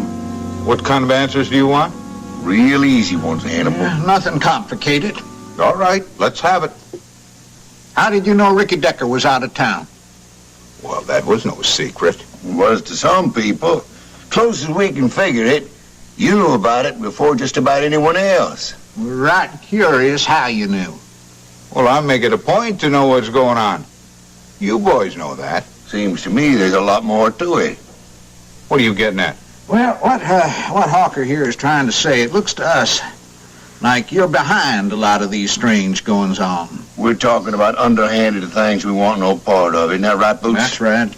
I don't much like your insinuations, gentlemen. If you'll excuse Not me, so fast, Hannibal. If you haven't been straight with us, Hannibal, we're gonna nail your hide to the wall. And, friend, don't think we can't. Boots and me have been doing a little homework. Yeah, a couple of interesting things have come to light. Yeah, sure have, Hannibal. Like the fact your company seemed to be in a lot of trouble. A lot of companies are these days. That's why you had us push those oil leases in the direction of Marshall Oil. That was just good business. That Justin Marshall is a real comer. Wouldn't have anything to do with Mrs. Marshall having her inheritance money invested in your companies, would it? We're real curious, Hannibal. Why didn't you tell us about that? I saw no reason to tell you that.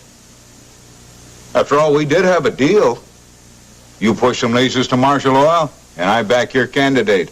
Now, that seems like a fair arrangement to me. You with me on this, Boots? I'm right with you. You see, Hannibal, we're not interested in doing business with somebody who'd lie to us. And we sure as shooting don't want to get tied in with anything illegal. Oh, there's nothing for you to worry about on that score. Boots, did you say anything about us worrying? Not that I recollect, but if I were you, I'd start doing a little worrying myself there, partner.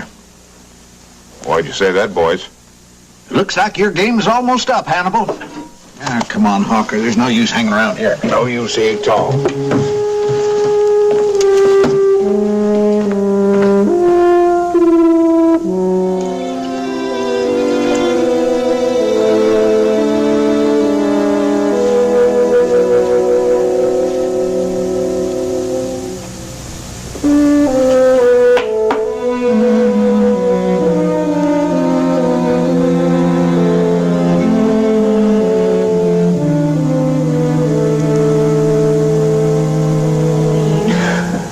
I'm so sorry I dragged you into this.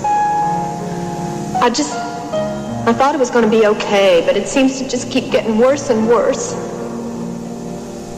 It's not your fault, Ruthie. I I agreed to do it. I twisted your arm. Don't blame yourself, Ruby. I knew what I was getting into. You were just trying to help a friend, Lurleen. A friend who doesn't even deserve your help. You listen to me, Ruby, right? Now, don't you put yourself down like that. This is every bit as much my fault as it is yours, maybe more. How do you figure that? Well, I'm the one that hit Brett's friend over the head. Lurleen, you didn't hurt him. We don't know that for sure. I mean, how could I do a terrible thing like that? Brett's been real good to me. Look how I go treating her friend. It's gonna be all right. What if he had a family? They're probably worried sick about him. Miss Kate was right about me. She told you I wasn't gonna be any good for you, and she was right.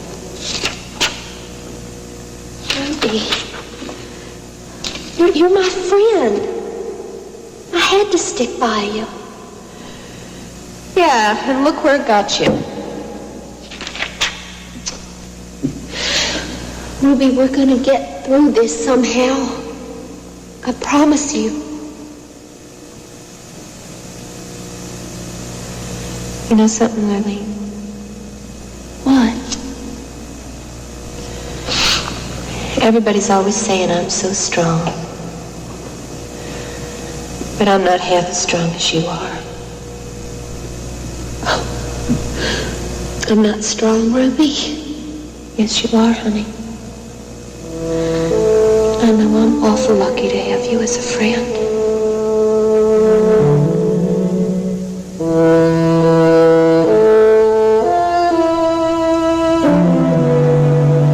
Joel? Is that you, Lurleen? It sure is. Are you feeling any better today, Joel? Yeah, I feel a little better. Oh, I'm glad. I just wish that doctor would tell me when I can get out of here. Aren't you rushing things? You have to mend first. Well, I could just take these stupid bandages off. What's the matter with my eyes, anyway? Well, you were out there exposed to the sun for a long time. But I guess it must get pretty boring looking at the back of bandages. Not only that. Well, what else? Oh, you want to read? Is that it? I could read to you anything you want. I want to see you. I'm nothing special. Hey, you saved my life. That's pretty special in my book. Thank you for saying that. It's true. Lurleen, have you heard anything about Ricky and Brett? No, not a thing. But if you want, I'll call World Oil in a little while. Would you please? Sure. If anything has happened to them. No, Joel. It's not your fault. You had no way of knowing what kind of person Gretchen was. I should have known. Why? She fooled everybody. Brett and Ricky met her at my housewarming party, and they thought she was real nice. It's funny, now that I think about it, though. What? Well, Ruby never liked her from the start. She thought she was a pest. I guess we should all listen to Ruby. Ruby sounds like a smart lady. She is. I really miss her a lot, Joel. Lurleen, we better just pray that they all come back safe. I've been praying every morning and night for that. Ruby's lucky to have a friend like you, Lurleen. Why do you say that? Because you really care about what happens to her. That's what friends are for, isn't it? Oh, I brought you a present. You did? What? These flowers. Here. Smell. That was really sweet of you, Lurleen. was wrong about Gretchen. But I know I'm not wrong about you. What do you mean? I mean, you are one dynamite lady. I don't have any doubt in my mind about that.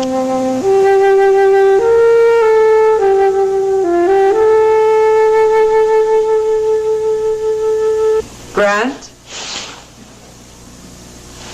Judith? you are going to go and get the children, aren't you? Yes, in a few minutes. Mrs. Decker, if you'll excuse us, I have something I'd like to discuss with my husband. Rena. Of course.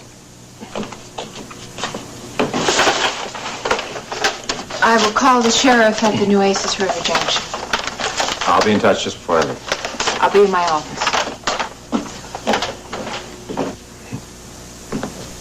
Was that really necessary, Judith? What? Don't play games. There's neither time nor the place. I might very well say the same thing to you. Don't you think I have any rights as Mark and Brett's mother? What are you getting at? You didn't even bother to call me and tell me you'd found High Topa. You know how I found out? From the chauffeur. Yes, I know. I asked him to go there and tell you. I was going to call you. When, Grant? Was I going to be the last to know? I hope you're not trying to keep me out of this. Judith, I'm not trying to keep you out of anything. Oh, then it must be Rena Decker, then. What? Well, she certainly seems to be taking a lot of your time. Don't do that, Judith. Rena has been wonderful through this whole thing. And she's very concerned about Mark and Brett. Oh, isn't that touching? Oh, you're so blind, Grant. That woman is concerned about something, but believe me, it's not our children. Don't take any cheap shots at Rena. All right. I'm sorry. I don't know what's wrong with me. Well, we've all been under a lot of strain. Grant, do you think Mark and Brett are all right? I hope so. I don't know what I'm going to do if they're not.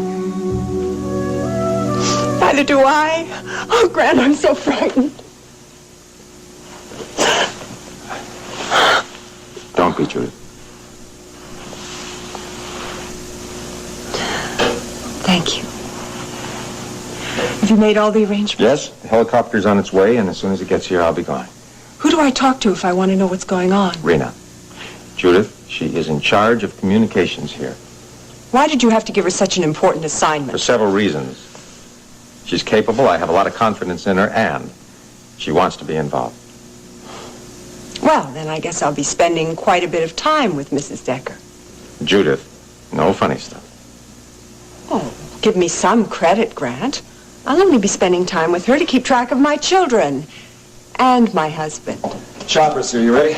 Yeah, I'm ready. Rena's briefed. I got her patched in with a helicopter. I'll be with you in a minute. I'm gonna stop by Rena's office, give her the frequency of the helicopter radio. Ryan, don't waste time with that. Give them to me. I'm going right to her office.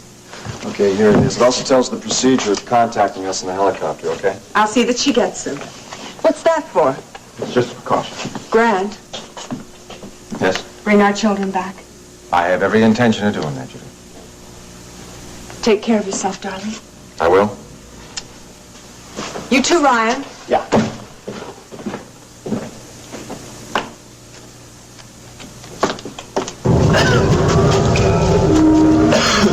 So scared I forgot to notice it. I'm real proud of you.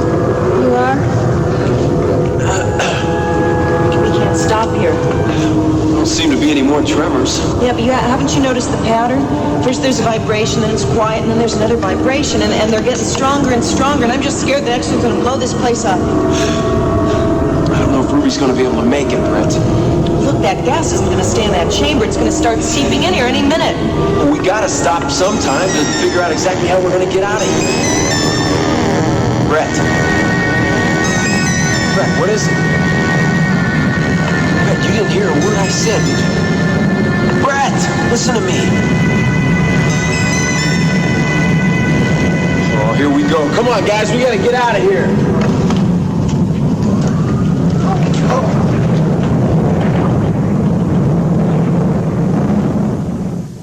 Yes, Mrs. Ackerman. Tomorrow morning at 10:30 will be just fine. Yes. Yes, I'll have several things for you to try on at that time, all right? Fine. I'll see you then. Bye-bye. Why, Mrs. Canfield, what a nice surprise. Well, I was just shopping in the gallery and thought I'd drop in. Well, I'm glad you did. Of course, I didn't make an appointment. I never will get used to the idea of making an appointment to spend money. Oh, well, you don't need an appointment. Well, it certainly is not like any dress shop I've ever seen. Yes, a lot of people say that, but it works out rather well, actually. Really? Uh-huh. Well, have you ever been to a store and been completely overwhelmed by the merchandise? Well, at least I have, and page 1 eliminates that problem. You just sit back and relax, and we bring the clothes to you. I don't think I'd like that at all. I really do enjoy browsing through the racks. Well, several of my regular customers seem to find it a pleasant way to shop. Well, to each his own. Tell me, what is that? Oh, that's a gypsy fortune teller. Would you like your fortune told? No, I don't think so. Oh, come on, it's fun. Let's see if there's any good luck in your future. I don't believe in luck. We are responsible for our actions. If we make a mistake, we have to pay for it. Don't you agree? Are you trying to make a point, Mrs. Canfield? I guess I was just thinking out loud. Tell me, how in the world did you ever come up with these colors? I'm sure that you didn't come all this way to discuss the decor.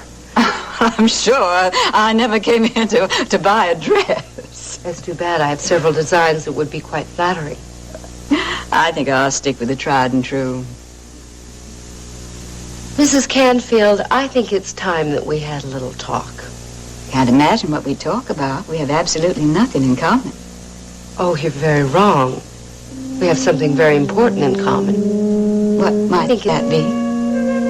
Teaching. I'm really glad to hear that, Rena. Maybe they'll be home soon.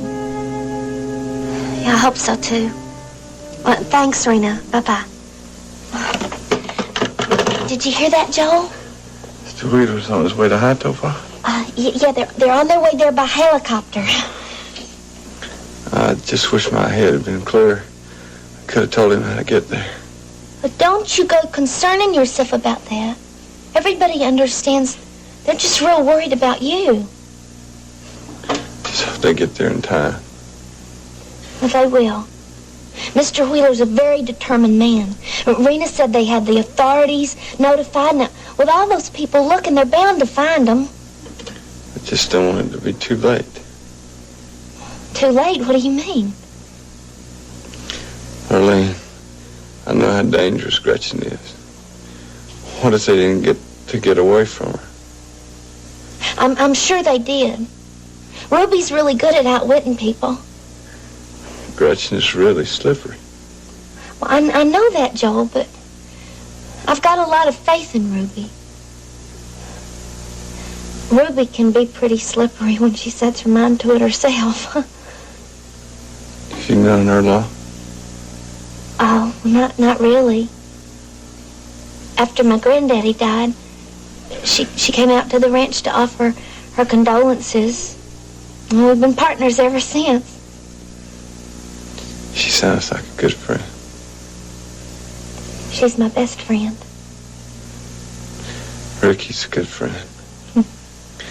Hey, I got an idea. What? When they all get back, and I get back on my feet, let's all go out to dinner and celebrate. Oh, that sounds like fun. Oh, you know what? Maybe we should have the party at the Coop. I could have Wang fix us a real big banquet. What do you think? I think it sounds great. Oh, what is it? Did I say something wrong? No, of course not. Well, what is it then? Here we are, planning this big party. We don't even know if they're still alive. Don't say that, Joel. They just gotta be all right. I hope to God you're right.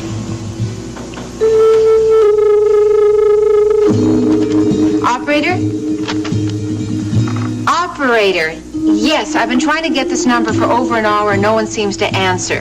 And this is an emergency. I've got to get through. No, it's the Sheriff's Department in Oasis River Junction. I can't believe that there's no one there to answer the telephone.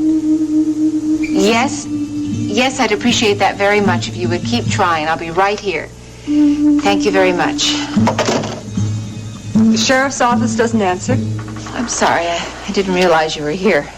You can't get the sheriff's office at Oasis River Junction to answer the phone? No. Well, that's rather odd, isn't it? This isn't exactly Boston. Obviously not. What are we going to do? Well, I'm going to wait until the operator can get... Is there something I can help you with? Actually, I'm here to deliver a message from my husband. I see. Grant wasn't able to drop by before he left, and he asked me to give you this. If there's anything you don't understand, just ask me. Grant's filled me in completely. I'm sure I can manage.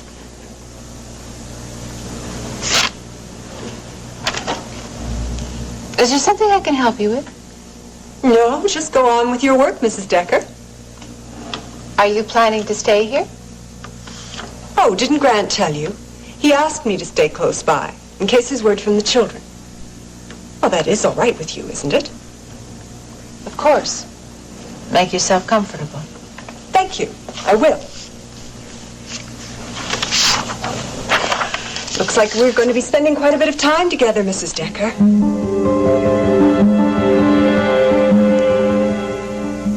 Intention of discussing my son with you. Mrs. Canfield, I want to talk to you about TJ and me. I want to discuss our relationship.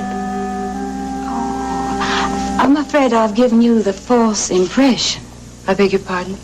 Well, you think because I came into the shop I wanted to make friends. That's not the case at all. I really did want to see the shop. I've heard such interesting things about it.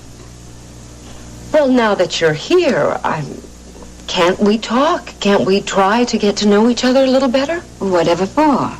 You know, if I spent time discussing TJ with every girl he's ever taken out to dinner, I wouldn't have time for anything else. Mrs. Canfield, I'm sure you know that TJ and I are a lot more than casual dinner companions. I don't know any such thing. Please don't do this. Do what, dear? You are closing your eyes completely to our relationship. That's not going to do anybody any good. You are a... How can you talk about your own son like that? I love my son very much, Miss Marshall. I'm only speaking the truth. Over the years, I've noticed that a particular class of woman seems to be attracted to TJ, for whatever the reason. What are you getting at, Mrs. Canfield? I really haven't the time to discuss it. I have another appointment. Oh, and then I'm having dinner with TJ. Yes, I know. TJ told me. Thank you for letting me see the shop. It's really very unusual. I'll try to think of some people to send over. It's very kind of you. But I'm afraid I'll have to be quite honest with you. I really don't know the sort of person who would shop in a place of this sort. You have to admit it is quite unconventional. Yes, it is. Be a pity if your little shop had to go out of business. I wouldn't worry about that, Mrs. Canfield. The boutique is doing very well, thank you. I'm so pleased for you, dear. Well, I won't take any more of your time. Thank you for the little tour. Bye.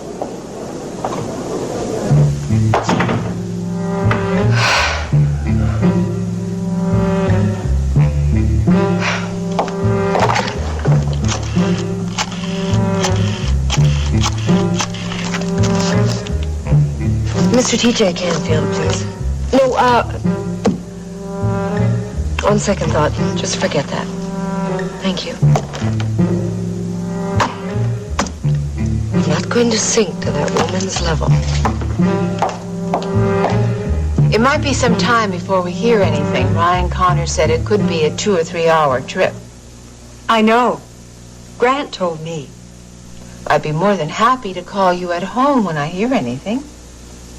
Perhaps I haven't made myself clear, Mrs. Decker. I have no intention of going home or anywhere else until this awful ordeal is over. I just thought you'd be more comfortable at home. I'll stay.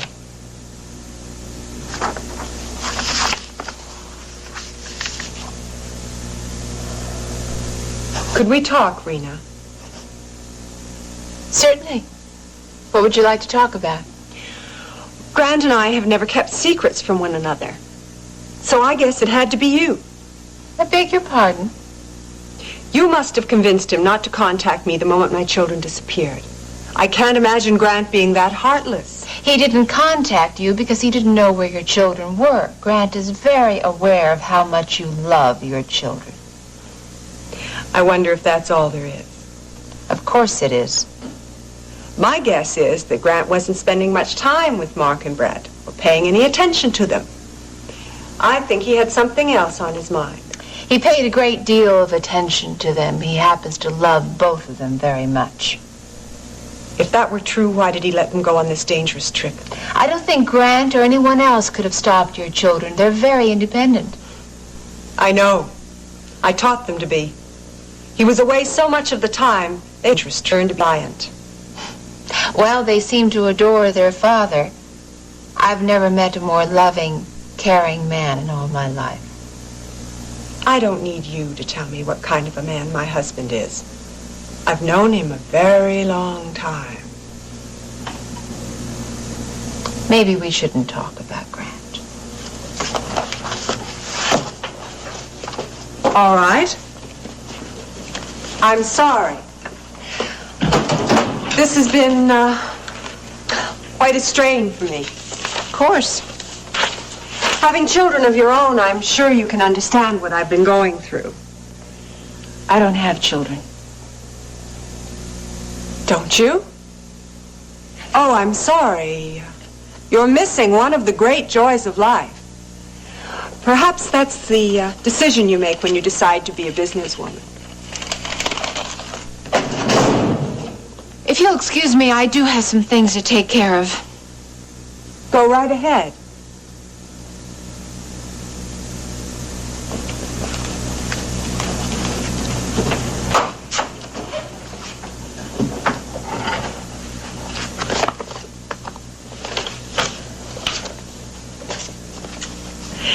I wonder if I could bother you for a cup of tea, Mrs. Decker? Certainly, I'll have my secretary bring you one.